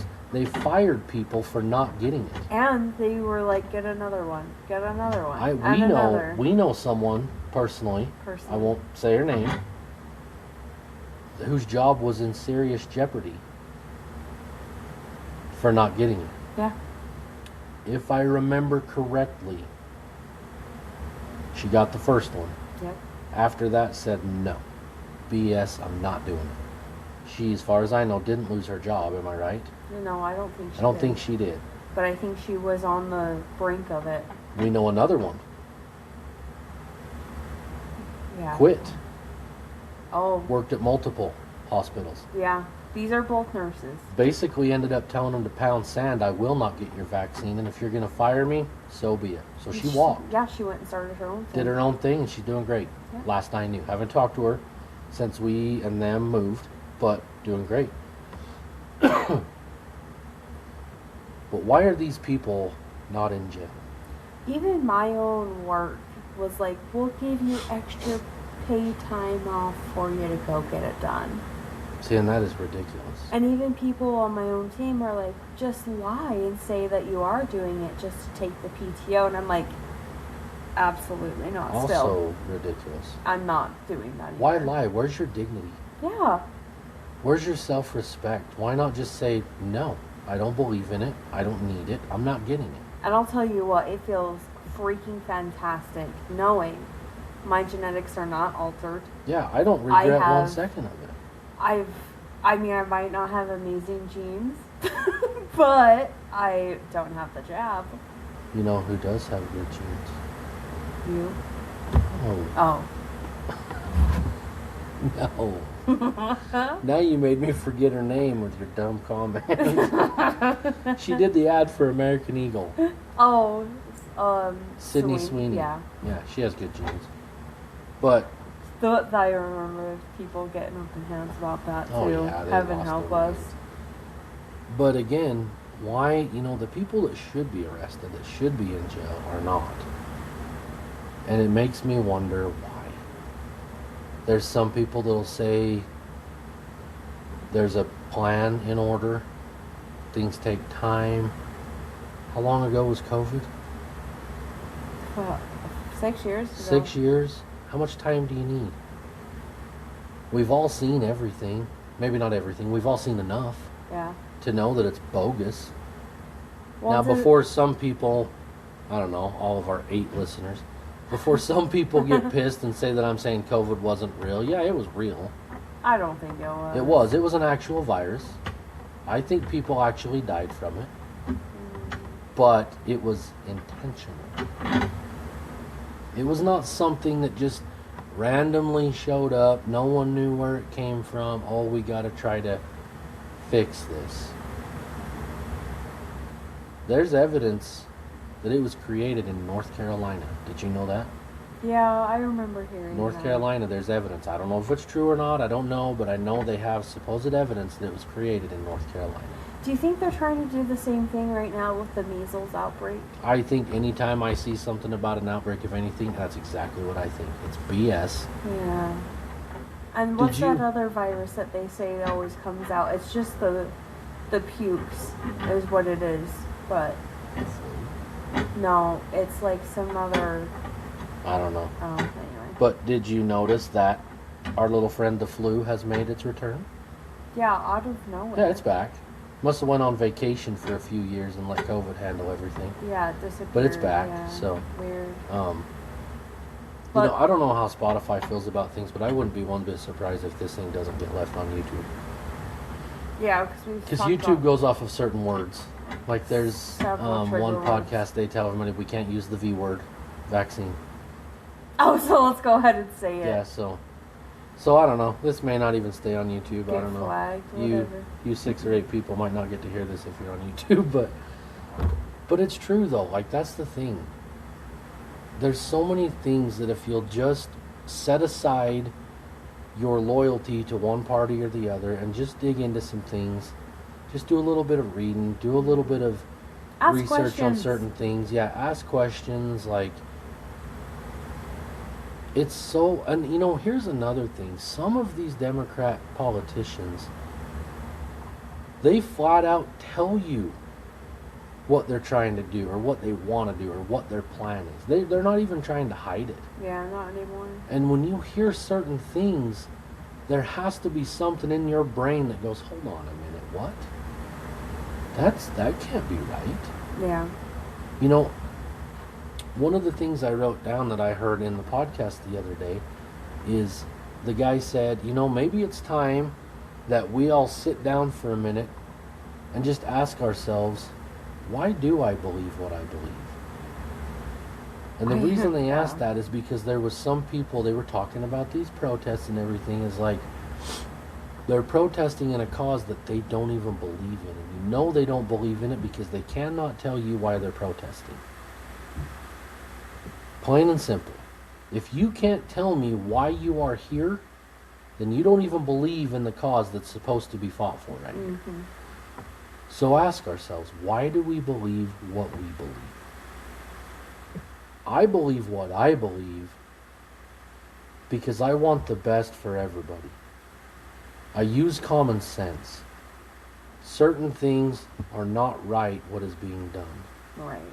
I don't think that I deserve any more than anybody else. Everybody always says equal opportunity, but they've now turned that into equal outcome. Well, that's not the case. Right. Everybody has the same opportunity. Everybody. But not everybody has the same skill or the same knowledge or the same talent. If I lived the way some of these people live, I'd be out on the street pissed off right now because I never went to the NBA. I'd be throwing a fit. I'd be burning buildings. I'd be crashing cars. I'd be, you know what I mean? Equal opportunity does not mean equal outcome. but we've gotten somehow, to where we think that. Isn't that kind of what the DEI, It's exactly what it is. like the intention was? Yeah, DEI is the biggest bunch of crap It's that we've almost seen since COVID. to the point where if you do see, I've spoke about this with you, at my work, they have, I'm going to leave my work's name. Yeah, we don't need to say the name. But they have these groups where they are specific to veterans or Hispanic individuals or they're black or women. Just say that it's everybody except for. It's everyone except for a white, straight male. So unless you're a veteran, you're not going to get into a single one of these groups. But And that's it's literally weird. the groups you had that were presented to you, literally named everything except for white straight male. And if I wasn't a lady, I wouldn't be in a group either. Yeah, because women was part of the group. So it's like, the thing is like, if you see a white male doing almost any job these days, that means he has to be really good at his job. Yeah. Because any other reason will Well, get picked above that. And the DEI thing's starting to go away too, because people starting to see through that crap too. You know, there's Yeah. been people put into positions that they should have never been in, which at the same time was not fair to them that somebody put them in that position, Yeah, because they it's like, shouldn't have been you're there. only here because your skin Because they're color, not qualified. Yeah, it's because of how they look. And that's or ridiculous. this was your sexual orientation. Yeah. This, you chose to say not specify on your application instead of male or female. Well, and you know, that kind of, what you just said kind of leads me into another interesting thing. Racism seems to be such a big thing right now. Nobody wants to acknowledge racism towards white people. Nobody. I've even experienced that Everybody's myself, been led to and it's believe. weird. Everybody's been led to believe that the white people are racist to everybody else, or to a certain group. Nobody wants to talk about the racism towards white people. Oh yeah. And it is 100% real. I've never dealt with it. I know you have told me situations where you have dealt with it at a place of work years before. I've never dealt with it. But you see some of the things that's going on in different parts of the world, even different parts of our country. Why does no one want to talk about racism towards white people? Because it's an icky feeling. Because it's like we were always the instigators. But were we? I think when people say white, they are being too general. Because I don't know if did you know that like Irish people would take slaves? You know, every single group, or even the Vikings took slaves. How many people out there They're know? all white. How many people out there do you think know that some of the first slave owners were black? Yeah. I mean, exactly. And I'm not just spewing this. You can find it if you care to. It's real. But I think that's been buried, and then just have, been like, oh no, it was all these white colonizers. Because they focus on one section of the race deal. Focus on one. I'm not saying white people have never been racist. I'm not saying there aren't racist white people right now. Right. But what cracks me up, what's crazy to me, is you can watch a video of somebody saying how white people are racist, and the things that they say, they don't even understand is the definition of racism, what's coming out of their mouth. Yeah. You're going to sit here and say that this guy's racist because he's this, or he did this, and he's a white dude, or she's a white woman, but this is what they did, so they're racist. Then you go on for another 10 minutes explaining why, while at the same time being racist. But nobody wants to see that. Nobody wants to talk about that. Nobody wants to point that out. Not saying white people are picked on, but people have to understand racism comes from all angles. Yep. And I also don't think racism is as big a problem as they say it is. It does exist. It always will exist. That's something that'll never go away. Some people were raised a certain way, and they raised theirs a certain way, certain beliefs. Yeah. That's not to say they go out and lynch people or do these racist things, but what they teach, it still exists and it always will. You'll never get rid of it. Ever. Is it racist to laugh? To what? To laugh. Laugh? At specific jokes No. or anything? The best jokes in the world are racist jokes. And if you have a sense of humor, listen to me. If you have a sense of humor and a good heart and you're a good person, you will laugh at a racist joke because you know that it's a joke. Yes, it came from somewhere. Probably rude. I've heard a lot of people, black people, say the best jokes are racist jokes. And they will tell jokes about black people and laugh until they can't breathe. There's just something about it. I can tell you, I've said this in one of our last ones, I am not racist. Anybody that knows me knows that I am not racist because I don't care what you look like. Same. I don't care. I care what kind of person you are. Yeah. Have I laughed at racist jokes? Absolutely.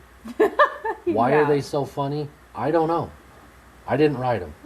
I don't know. It's not my fault they're funny. But they're funny. There's black comedians that will make jokes about black people that are racist jokes. And they freaking laugh their butts off. I watched this couple on Instagram the other day. Mm-hmm. You and I watched them because you couldn't tell if she was black or white. Oh, yeah. She's white.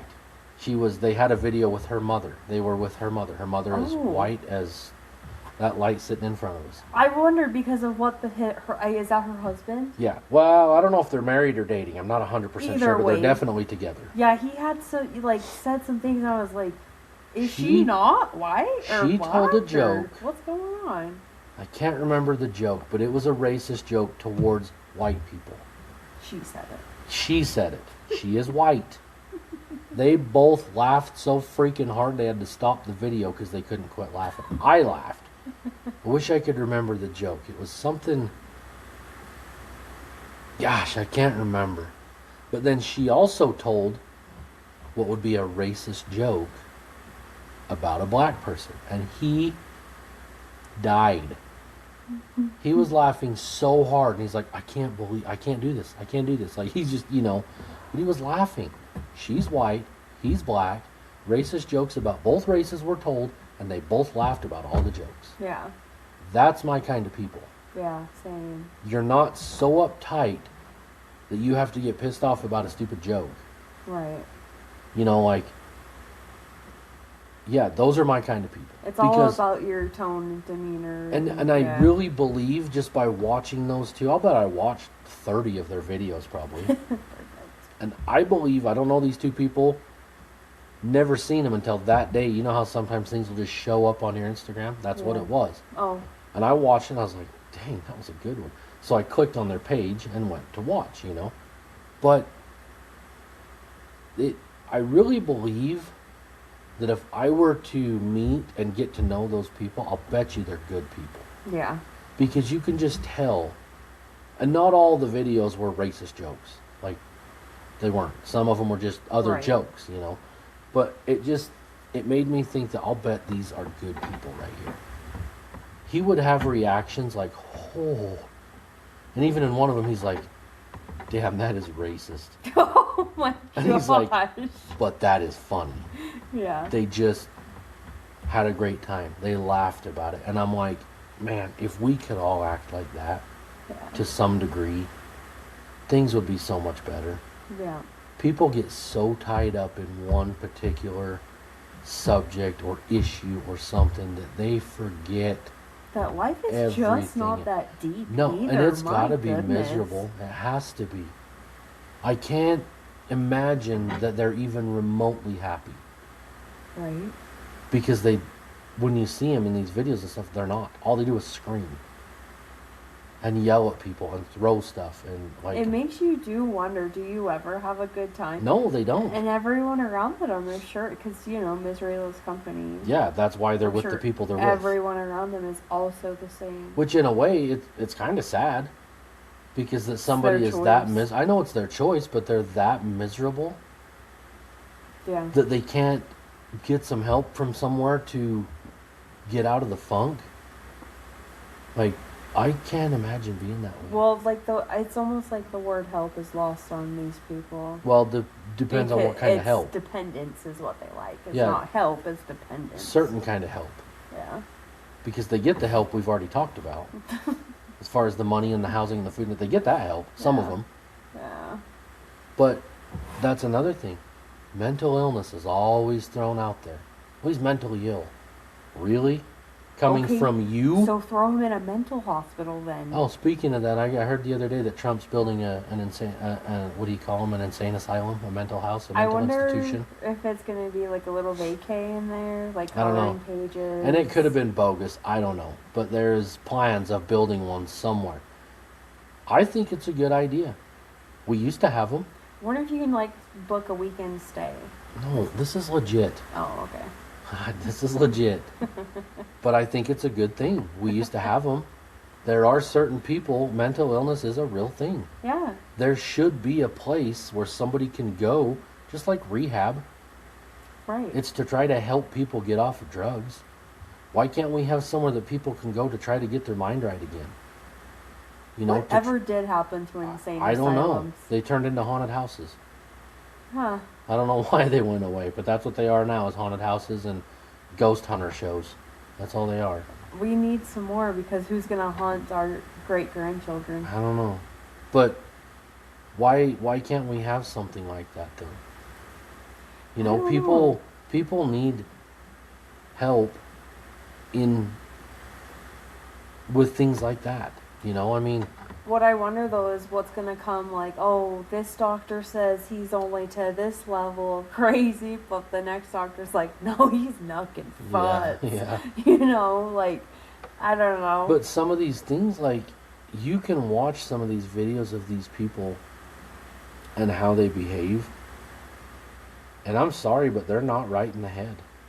There's no They're just way that not. they are. Something is off because they are complete batshit crazy. Have you ever heard that theory about the people who are on state assistance? And generally, the food that these people choose to get are highly processed foods. Yeah, I have. And then that dictates their mood, their body type, you know, all of that stuff. So they know what they're doing, and it's all on purpose. I have heard something about that. You know, and that's another thing. I've seen and read a lot of things, comments and stuff of people saying how all this food stuff is bogus. They're not poisoning our food. It's just a BS made up thing. And well, if that's the case, I would like somebody to tell me why a lot of the food that is put out for us to buy, cook, eat, whatever, tell me why a lot of that is illegal in almost every other country in the world. Yeah. Did you know that our Fruit Loops in the U.S. are illegal in Canada? Really? Because of all the dyes and crap that's in it. They don't allow it. You go across like Europe, some of these other places, they do not allow the food in their country that we have in our country because it is not good for you. Have you seen the Fanta from like Great Britain compared to ours? So you know what a Fanta looks like? It is a bright neon orange. Over there, it's like an orange juice color. Probably because it doesn't have the BS in it. Yeah. But yeah, that's so like I said, to the people that want to sit and say that the food theory is bogus, well, tell me why it's illegal in other countries. Yeah, it's concerning. Because it doesn't. Have you seen the video of the McDonald's Big Mac? Unfortunately, yes. Isn't that something? How it doesn't mold. Yeah. But the Japan The one here in does. the U.S., what did he say? It was months old. Oh, 6 months Like, he plus. bought it and didn't touch it. Left it in the bag. I don't know. That could be fake. I don't know. Well, think about it. How many times have you dropped a fry in between your middle console and your chair? And you your find it car, a year later and it still looks the same. and it looks identical. That's very true. Very it does true. not mold. But that one video, that burger that guy had, when he opened it months later, it literally looked like he just got it from McDonald's. And yeah, the guy in Japan opened his and it had shit growing off of it that was not right. And if that video is true, then that proves to you, which I think it is. I mean, I don't know. I don't know these people. I wasn't there, but that just goes to show you real food versus processed food. Oh, yeah. Because this fake stuff, it's not going to go bad. It's not real. Preservatives. And you know, our kids, Boston loves McDonald's and asked just the other day, we never go there anymore. I would rather not. I don't think I'll ever take them there again. Whether all the stuff I have heard is true or not, I don't know, but I've heard enough to make me not want to even find out. Yeah. You know, there's been a lot of videos over the past few months that one lady found a tooth in her daughter's chicken nugget. Yeah. And she showed the camera in her daughter's mouth. She says, look at this, she has all of her teeth. She is not missing any teeth. She has the tooth in her hand. That stresses me out, and it just doesn't make sense. I know I mentioned this to you in the morning and the other week when I was like, the amount of cows that they would have to go through to support their claims of how many burgers that they make every single day. The world cannot support this. No. It does not make sense. Yeah, it really does. So, where's that meat coming from, honey? I'm going to get pretty deep on something here, but it's been on my mind ever since. So you know we have heard about, back on the McDonald's thing. Again, I'm not saying this is true because I don't know. But there's stories out there that McDonald's uses human. It sounds weird to say it, but meat, I guess. Yeah. In their food, right? Yeah. So gross. So hold on. I feel, I don't know if this should be said or not, but this has literally been on my mind since I heard about this. If it's living rent-free in your mind, let it live in ours too. Does that explain Dahmer? Are you saying that's why it tastes so good? That's what I don't know. That's what I'm wondering. Is that why he was the way he was? I mean, do we really taste that good? Do you know what else he said? He said people with tattoos do not taste good. Tattoos? So Well, no, it's you and ink. I are Well, yeah, our shoulder. Nobody's gonna eat our free arms. from the cannibals. Our arms are safe. I think it's the whole bod. What, it infects your whole body? I think so. Well, ink doesn't. You ever had a pen explode in your mouth? Yeah, it didn't taste very good. No. You never chewed on your pens in high school? No. Oh, I've had it happen a couple of times. Ink mouth? Like, you know how you chew on a straw? Yeah. Like, we used to do that with pens. Not like, chew on them, but you'd kind of bite on them and stuff. And after a while, yeah, I've had a couple of them break in my mouth. And like, ugh. All I can think of is on Finding Nemo when that little octopus was like, guys, you made me ink. Cute.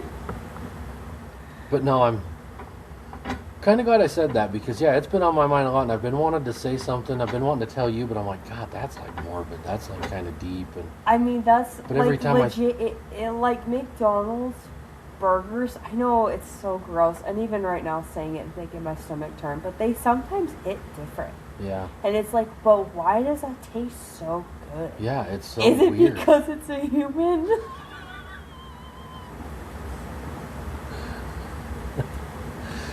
God dang, is there a bicep in this burger? What's going on here? Bicep burger. Can I have the bicep burger, please? I would like the ass. There's Sorry, Mom. there's another video of a guy. I don't know who he is. If anybody cares to find it, I'm sure you can. But he's talking about how, I don't know if it's the company that he works for or something, but I can't remember where it comes from, but they use human remains. And he said one of their top consumers is McDonald's. Oh, that was a rabbi. Yes, it was a rabbi. It Yes, was a rabbi. It was a rabbi. Now, you're right, it was. And I don't remember everything he said, but if you can find the video and if you go watch it. He was basically like, yeah, we take people down at the basement of the synagogue and we Yeah. do human sacrifices. And he was saying it with his whole chest. And Yeah, this was like like he in the was- 80s. So it's like No. Yeah, it's an old video. It's Yeah. not like it's not like you could say that it was an AI video or something. Like, it's an older video. But yeah, go find it if any of you six are listening still. Go find it and listen to it, because it's crazy. It is wild. It actually, like, listening to it really does make you rethink any fast food purchase. That's the video that made me think, is that why Dahmer did what he did? Oh. That's the video, because I first saw that, and then I heard some reports about it, some different stories about it, saying that, you know, this is what they do, and I'm like, All right, so could you imagine Dahmer's first thought? So, like, okay, you know what? I'm gonna taste no, this person. I can't. Did he start with himself or someone else? I'm just gonna take a little chunk off my arm here and see what it's like. Maybe I'll put this sucker on the grill for 10-15 minutes, put a little Did salt he and pepper use on it. a grill, a smoker, stovetop, oven, I don't know. deep fry? You What know what's- seasons? Even if I knew, even if someone was like, hey, legit, 100%, your McDonald's burger is 50% human, I'd be like, I'm out. I don't care if it was my favorite food in the entire world before that. I have throw up in my throat If just knowing 50%. If I were to be told that and it was actually literally true, like there was 100% proof it was true, I'd be like, Mitzi comes out like, hey, we're coming clean. yeah, we have to do this. This is what we do. I'd be like, yep, see ya. I'm out. Nope. I wonder how many people would be like, no, still My good. stomach is literally I still like their flipping. burgers. You know what? Hey, let's go get some right now. How many people do you think would still eat there if we knew for certain that that was real? I'd venture to bet they wouldn't go out of business. Okay, so I'm not going to name this person's name, but there's a McD's lover that we know, and Use they. they were getting their food, and I told them, hey, have you ever heard that this is human? And they say, oh, I don't care, I'd eat it anyway. Oh. And I was like, even as a But joke. do you think that's legit? Like, do you think they just kind of was in the moment, be like, I'd still eat it? Or, I mean, Like I we said- were starving. like I But- said, I would venture to bet McDonald's would not go out of business if it was 100% literally true, whether they had to come out in a minute, whatever it is, if we knew for certain, like, we knew we weren't being lied to, that's what it was. They would not go out of business. I They'd don't lose my think- business. They already have lost my business, and I don't even know if it's 100% true or not. But You've- I won't go back. But what's crazy is you think about it, like you said, God, this freaking cord, it's probably been making noise this whole time. But I'm not going to sit here and BS you. I haven't had it for a long time. Back in the day, Mhm. that double cheeseburger when they had the dollar menu, Yeah. when we go on ball trips, that's kind of where you stop because it's a little quicker. There's Yeah. 30 of you with We had to coaches playing stop everything. in Vernal that one time, and I was like, But- ugh. They're freaking good. Like, they are. But if I find out the reason it's so good is because Bob's in there too, like, I'm out. You know, I don't need no Bob's Burgers. I'm good. Right. But like you said, the fries too. What's in the fries? Because they are very good too. It just doesn't make sense. Is it like... Are the fries made out of skin? Like they found a way to crisp it up. And, Could you imagine it's the fat off of like the stomachs or something somehow? oh my gosh. That's- Guys. Oh, we're so screwed. Just disgusting. That's why we eat elk that we shoot, deer that we shoot, beef that we butcher. You We know- don't butcher, but we have butchered. I just had someone I work with say that they're allergic to red meat. And they haven't had red meat in over 10 years. Now, Mhm. I've never heard of someone being allergic to red meat. I have. I also I wonder if they're allergic to processed red meat. processed red. Do you know, did they happen to mention what their reactions are? Like, is it No, like I deadly? actually asked and they didn't answer me. So I might have to do If that it's this someone person. that you talk to frequently and like, I think you should ask, because I'd be curious to know, like, hey, you say you're allergic to red meat. What happens when you eat it? Mm-hmm. Because if it's just something like a rash or something, but it'll go away, I would be interested to see if they would try Real meat. elk that we got that has nothing but a little bit of beef fat, which we put in ourselves, just to see. Well, and the beef fat, that's even local right here anyway. Yeah. It's a local Right. beef. Where we know it actually came from. Yeah.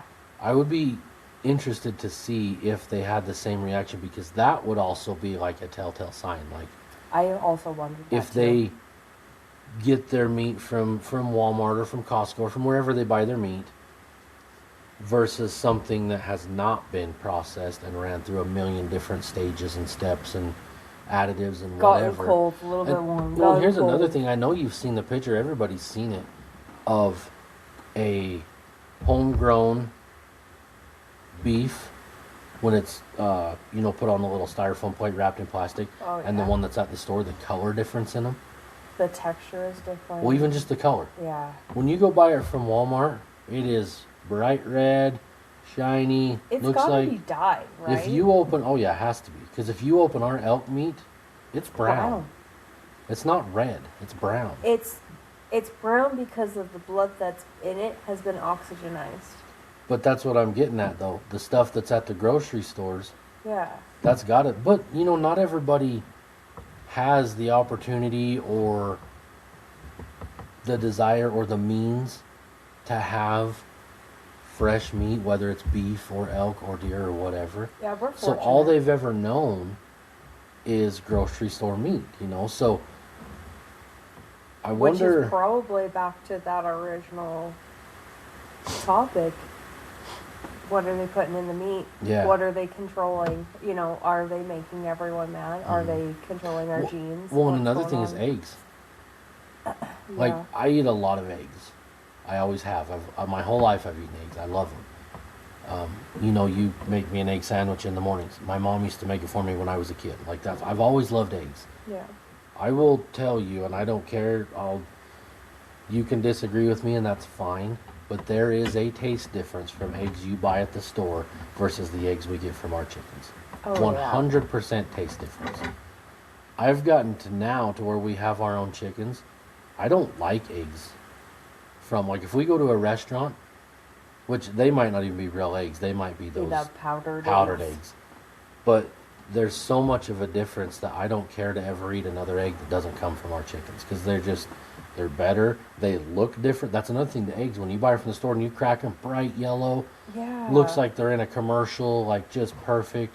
And you crack ours, and they're like dull in color. Golden, yellow. Yeah, like they're not bright neon fluorescent. Mm-hmm. Light hits them and it shines off. Like. Well, and like there's a lot that goes into those eggs. Well, not a lot that goes into it, but a lot that they can sit on the counter Mhm. for 6 weeks, as long as you don't wash them. They can sit on there longer than that, can't Yeah, they can. But like, it's the eggs that you buy in the store are probably 6+ months old.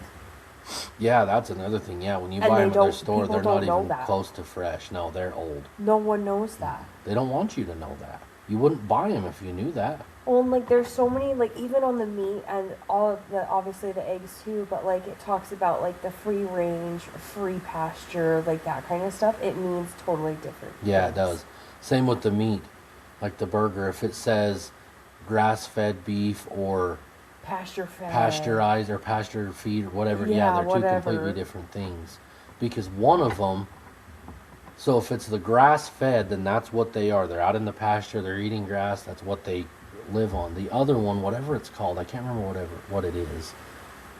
But basically what it is they're at a feedlot, they're fed the grain and the stuff like that to beef them up and get them fattier, or to Yeah. get them bigger.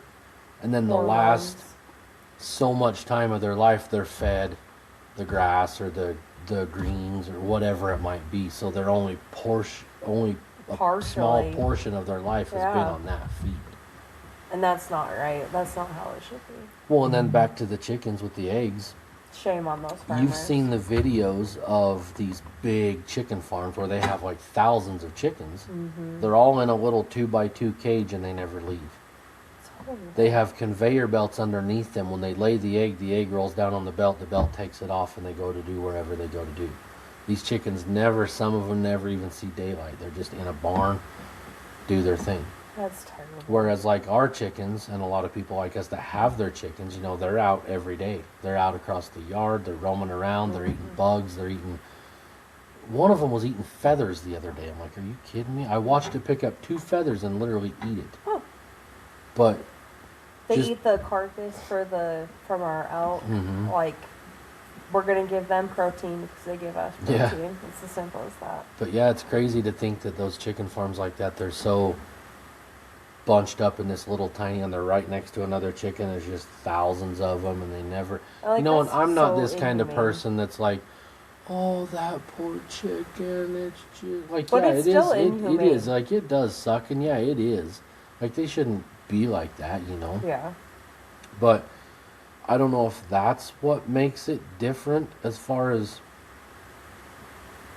like the taste in them. It probably is, because another thing is what they're feeding them. I don't know what they feed them. I have no idea. I have no idea. But I'll bet it's not what we feed ours. Yeah, no. You know, I mean, we get the feed from the place in Spanish Fork, and plus they eat the bugs, and like in the summertime when we let them out, they run straight to the house and they go right at the foundation because that's where all the bugs and everything are hanging out, you know. Days that we've had where it's rained, you can see they're out there looking for the worms and stuff. They won't stop at the bugs. So we have a ton of bunnies that hang out around our house, and a couple had a baby or so. Oh yeah. I saved one bunny, baby bunny. And then a couple days later, I saw one got chicken. the other one, huh? Yeah, with it in its mouth. Mm. That was so sad. Yeah. But it's a circle of life, man. Yeah, you know, is. Yep. it's vicious. Yeah. I think it's pretty late. It is. There was another thing that I had wrote down, but it was like the only thing I wrote down. Well, what was it? It was just people being offended. Who's not? Like, I hate offended that anymore? word probably more than any other word. When I listen to Tucker all the time, he's always like, "Well, it offends me that they do this." I'm like, "Shut up! Just stop with the offended." Like, I fully believe being offended is a choice. If you want to sit there and let that offend you, that's on you. Yeah. Like, I can't think of a time where I have been offended. Because if it's something that I don't care about or don't want to be around or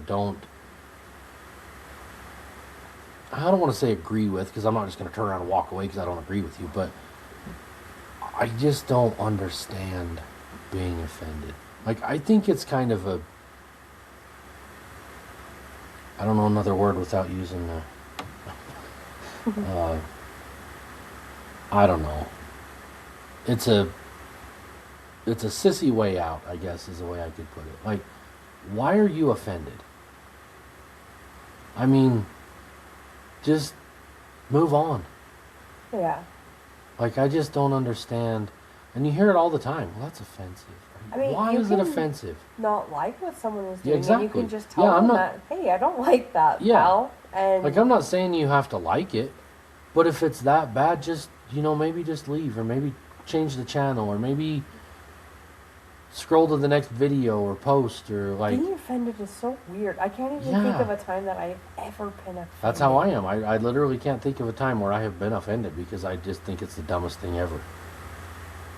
And if you I genuinely can't think of a single time I ever have been. Well, and like, again, if all 6 of you are still here, if you've ever been offended, then I'm sorry. That's that's up to you. But that's just my opinion. Maybe this whole podcast is offensive. But is it though? Like, if know. it's offensive, if you don't like it, just turn it off. Word. Like, you and I are still gonna sit here and talk. I don't. It's not gonna stop us. I don't have. Well, we had something in our sports one. I didn't realize it, but I guess we had made a comment about a certain team really not having a lot of talent. Oh.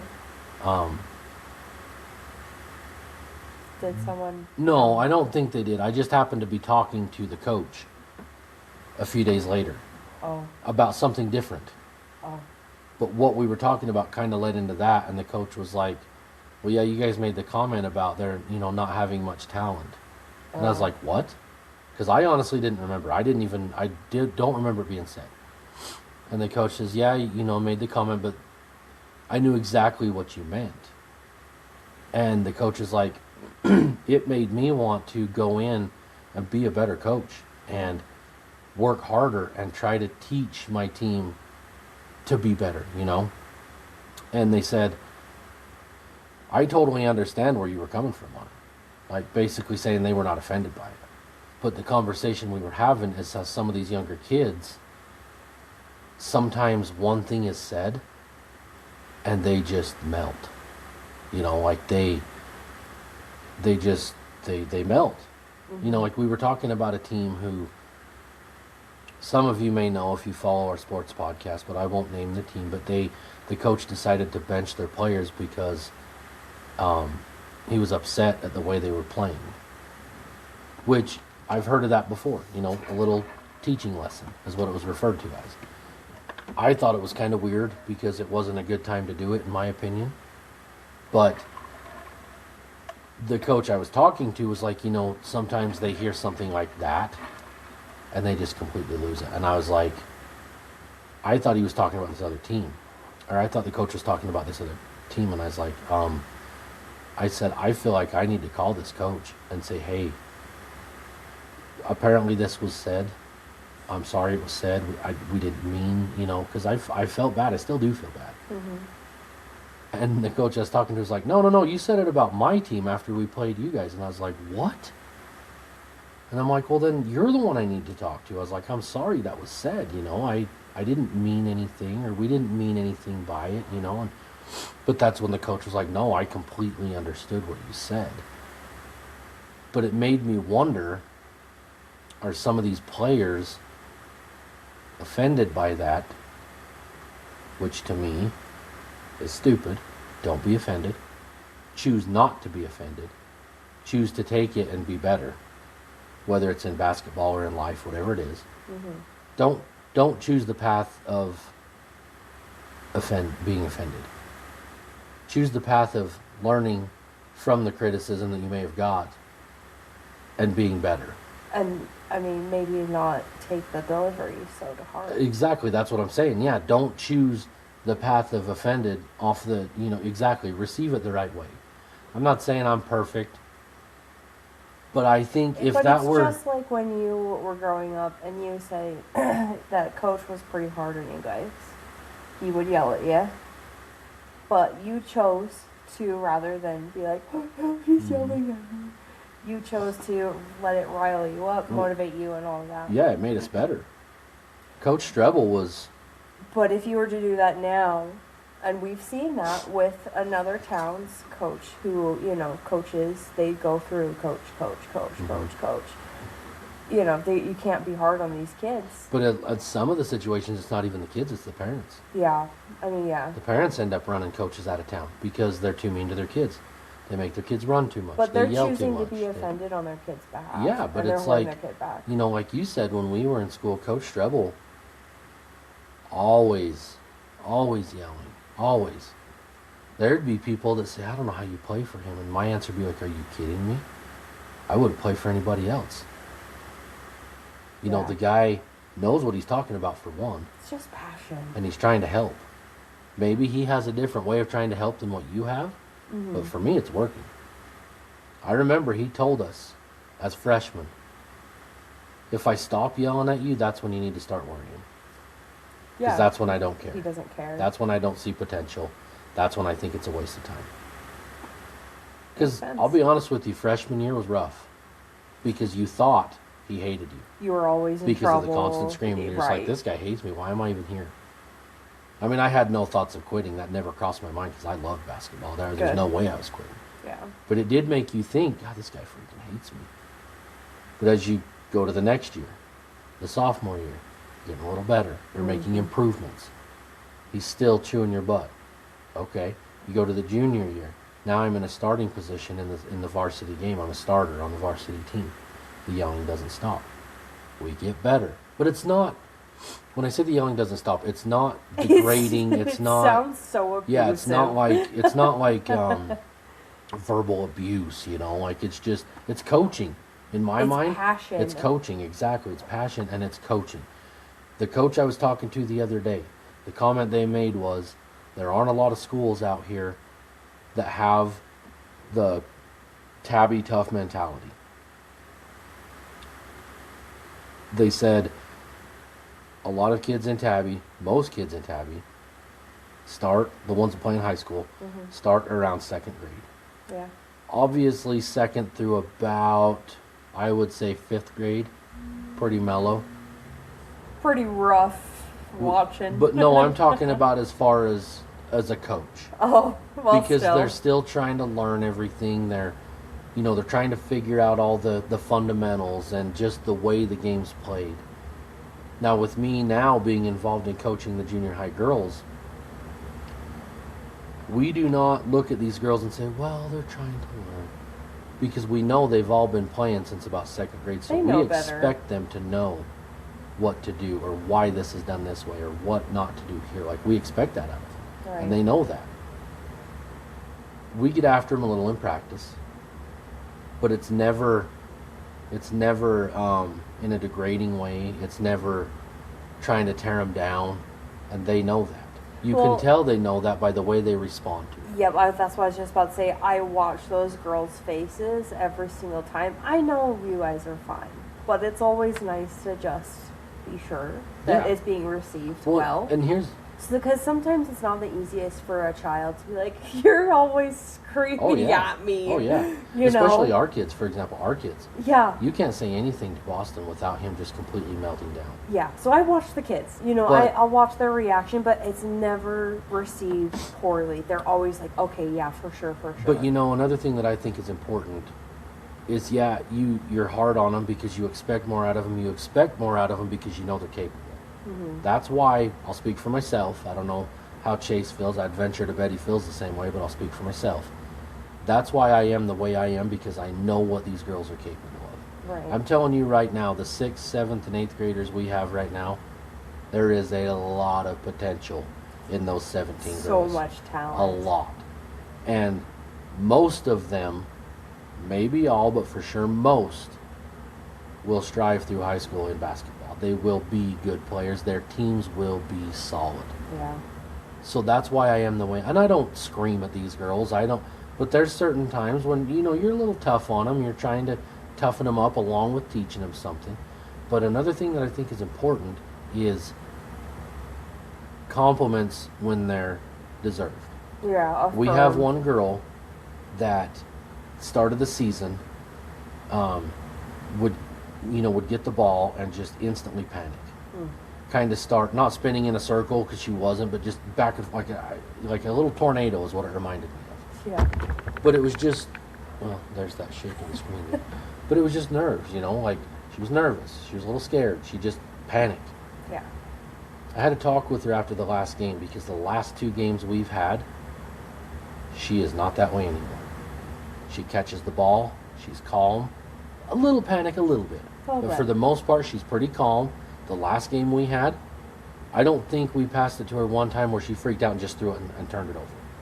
And I pulled her aside after the game and I was like, hey, I just want you to know you have improved so much over the past couple of months on this one particular thing. I think I know what you're talking about. You do. And she's like, thank you, and I said, listen, I'm serious. You really have. And I said, it makes me happy to see it. I love seeing it because it shows me that you're getting better. You care. You want to be here. You want to play. The fact that she cared. And that's so hard with kids anymore. Yeah. To get them to care. Right. To want to be get fully better. Invested in it. And not to mention, well, she's got a ton of different activities on top of this anyway. And she is... And she's dedicated. She's very athletic at other sports, and I think she's gonna be just fine in basketball too. I really do. Yeah. So she has the potential, and that's why it made me so happy to see the last couple of games how she's responded to what we've been trying to tell her, and how the ways we've been telling her how to handle the situation when she gets the ball. I thought that was super cool. She's way less intimidating. But I think that that's really important.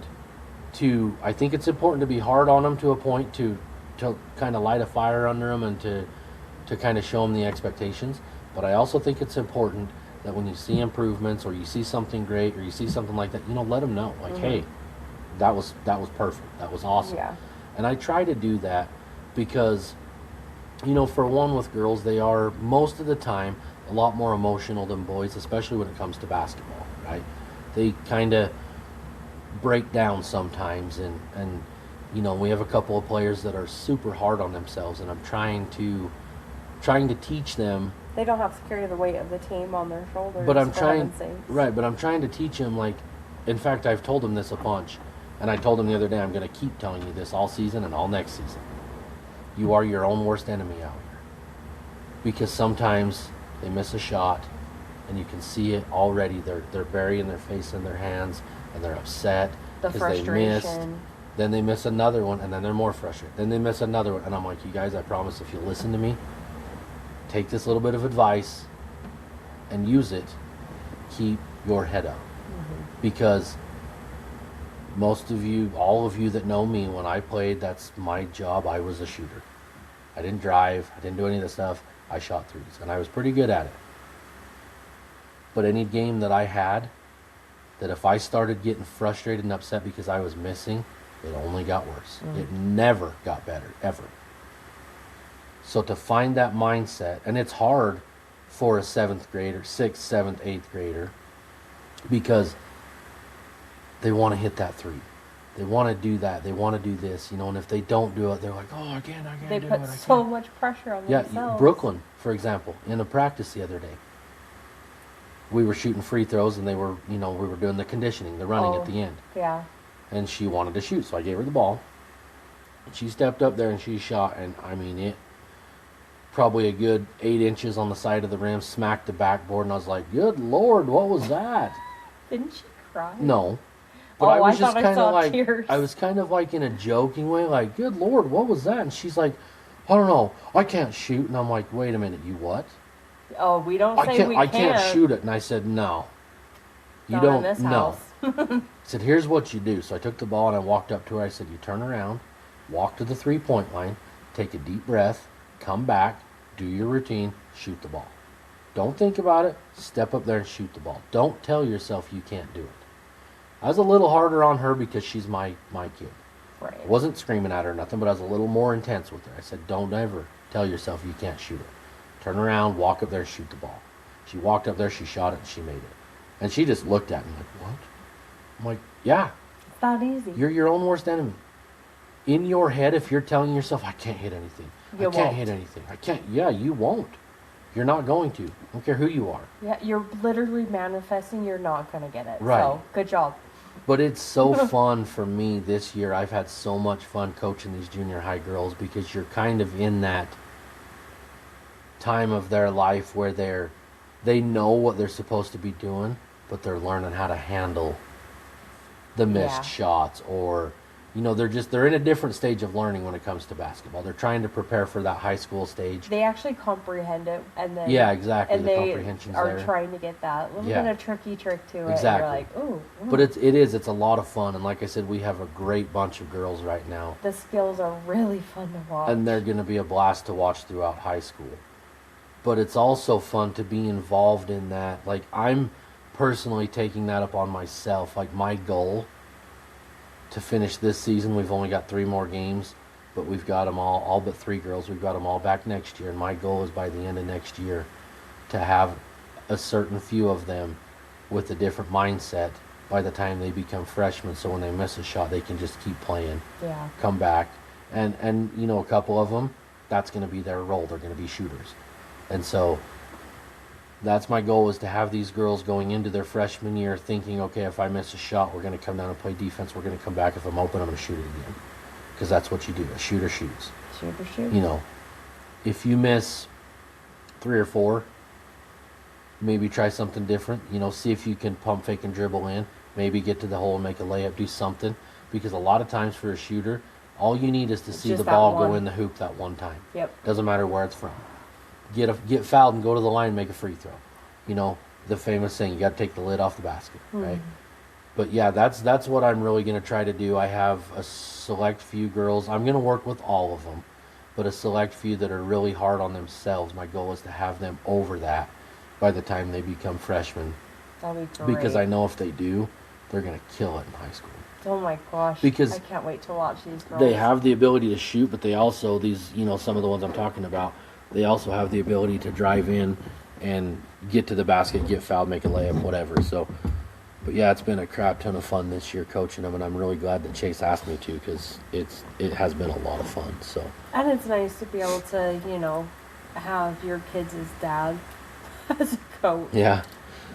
It's just nice because then you get to know it's being done right. Well, I've been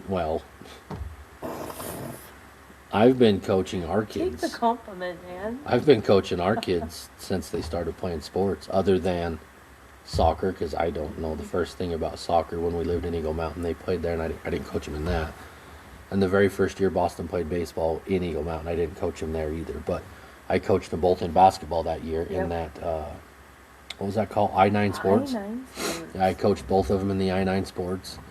And I've coached them since we came back here. Well, not Boston. I've coached Brooklyn's junior jazz teams. Yeah, I've coached Boston's baseball teams, and it is a lot of fun. I don't only do it just because my kids play, though. Like, after, you know, when Brooklyn goes into high school, I still plan on coaching the junior high girls. You know, like, I'm not doing it just because my kids are in there. I really enjoy doing it. You know, you and I have talked about this before a lot. Coaching is something that I've always really had a desire to do. Yeah, you're good at it. Whether it's basketball or baseball, those are the two sports that I know enough that I'm confident that I could coach those sports, you know, because I know how the game's played. A lot of things have changed. But it's not like you can't read it out. You know, when we moved back, there was some rules that changed. Actually, we hadn't even moved back yet. We went to watch the boys out in Salt Lake one day, and there was 5 fouls, and they went up and shot 2 free throws. I'm like, what are we doing? Why? You know, and then they had to tell me they changed the rule. There's no more 1-on-1 at 7 fouls. It's 5 fouls, double bonus. I was like, okay. This year, there's been that flopping rule. Yeah. You know, they get a flop warning. If they flop again, from what I'm told, is a technical. That's new. There's also something, I've only seen one ref this year call it, but there's supposed to be a continuation on a foul call. Like in the NBA, maybe college, I don't know if college calls it or not. I haven't watched college ball in a long time, but for sure in the NBA, if they're going in, they're making the move, and they get fouled, they're allowed to continue on and see if they can finish the play or the shot or whatever it is. And if they do, then it's a foul in the basket. But in high school, if you're going to drive and you get fouled at the foul line, you don't keep going and score. The foul is there and it's on the floor and you inbound the ball. Does that make sense on what the continuation is? Yes. But that's apparently supposed to be a change that's coming into effect too. But like I said, I've only seen one ref call it. And actually when he did, I think both benches were kind of like, whoa, what? How does that count? You know, but yeah, coaching has always been something that I've had a huge interest in. And I think that's because of the coaches that I had growing up. You know, in junior high, my junior high coach was Irvin Rhodes. And I really enjoyed playing for him, you know, when he coached us through junior high. I did not know he was your coach. Yeah, he was my junior high coach. And then obviously Coach Gines and Coach Strebel. Absolutely loved those two. And like I've told you before, they taught me way more than just basketball. You know, there's a lot of things in my life that... Life lessons? Yes, life lessons that came from those two, you know. And I feel like I'll forever be indebted to those guys just because they did teach me so much aside from basketball, but they also taught me a lot about basketball. You know, they are the reason that we were as successful as we were. Even though we never came out on top, got very, very close, but I wonder if they realize how much of an impact they had. I don't know. I hope they do, because I know I'm not the only one that feels that way. You know, they coached a lot of kids through high school, and I know I'm not the only one that feels that way, so I hope they do, you know, and even still to this day, they're two of my favorite people to talk to, you know, whether it's talking basketball or just talking whatever. You know, if we go down to coffee and Jerry comes in, I love to sit there and chat with him. And Coach, if he'll come in the stage when we're in there, you know, he always stops and we'll chat for a minute. And they're just, you know, two of my favorite people to talk to. So, but that's how, you know, a lot of these kids, I don't know, and obviously I don't know because I'm not involved, so I don't know the relationships between the coaches and the players, but I do know that the team that I was on, or I think I know, we all had a very good relationship with all of them. Like I said, that freshman year was a little tough, trying to figure out how to handle Coach Strebel and thinking he hated you, but once you realized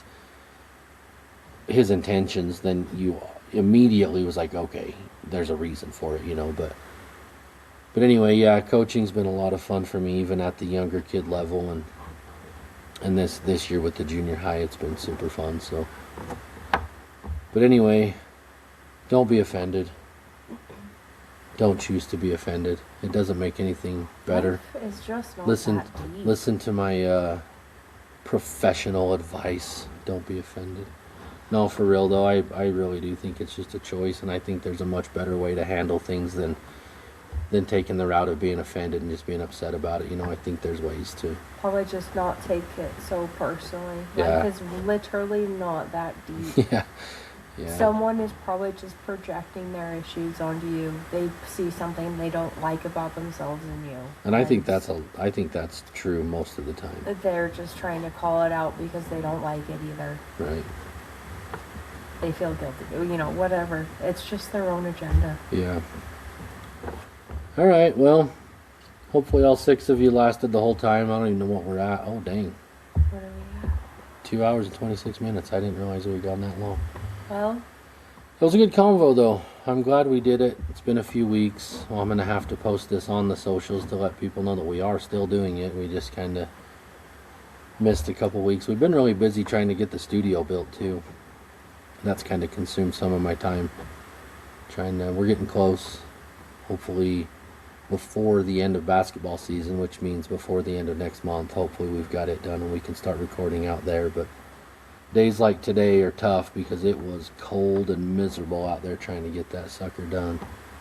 yeah, you guys were in coveralls and Yeah, still cold. full big insulated coveralls. Yeah, it was cold. That wind was brutal today. But That's a no for me. But anyway, guys, I hope you stick with us. We do enjoy doing this. It's a lot of fun. I can't convince anybody else to come on here. They're all too scared and too nervous still. So I'll do it with you whenever. yeah, so you get us, but that's okay. I enjoy doing it with you too. So it's a lot of fun, and we have these talks at night by ourselves anyway. So like we said from the beginning, we may as well just do it on here and see if anybody Sees how thinks dumb or we maybe are, feels the and same way we do, or or yeah, just wants to see how stupid we really are. So. You know, see how many topics we can talk about and not research a single Right. ounce about. Yeah.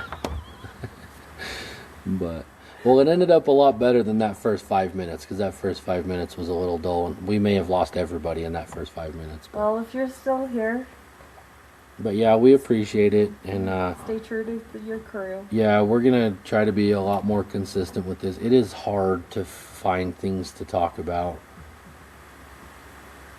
that are not repetitive, or, you know, like, I don't know, but we're gonna do our best to try to keep going. I want to keep going.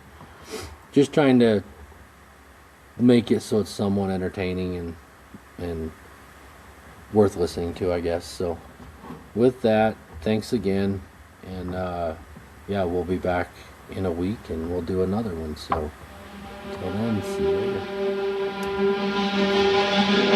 later.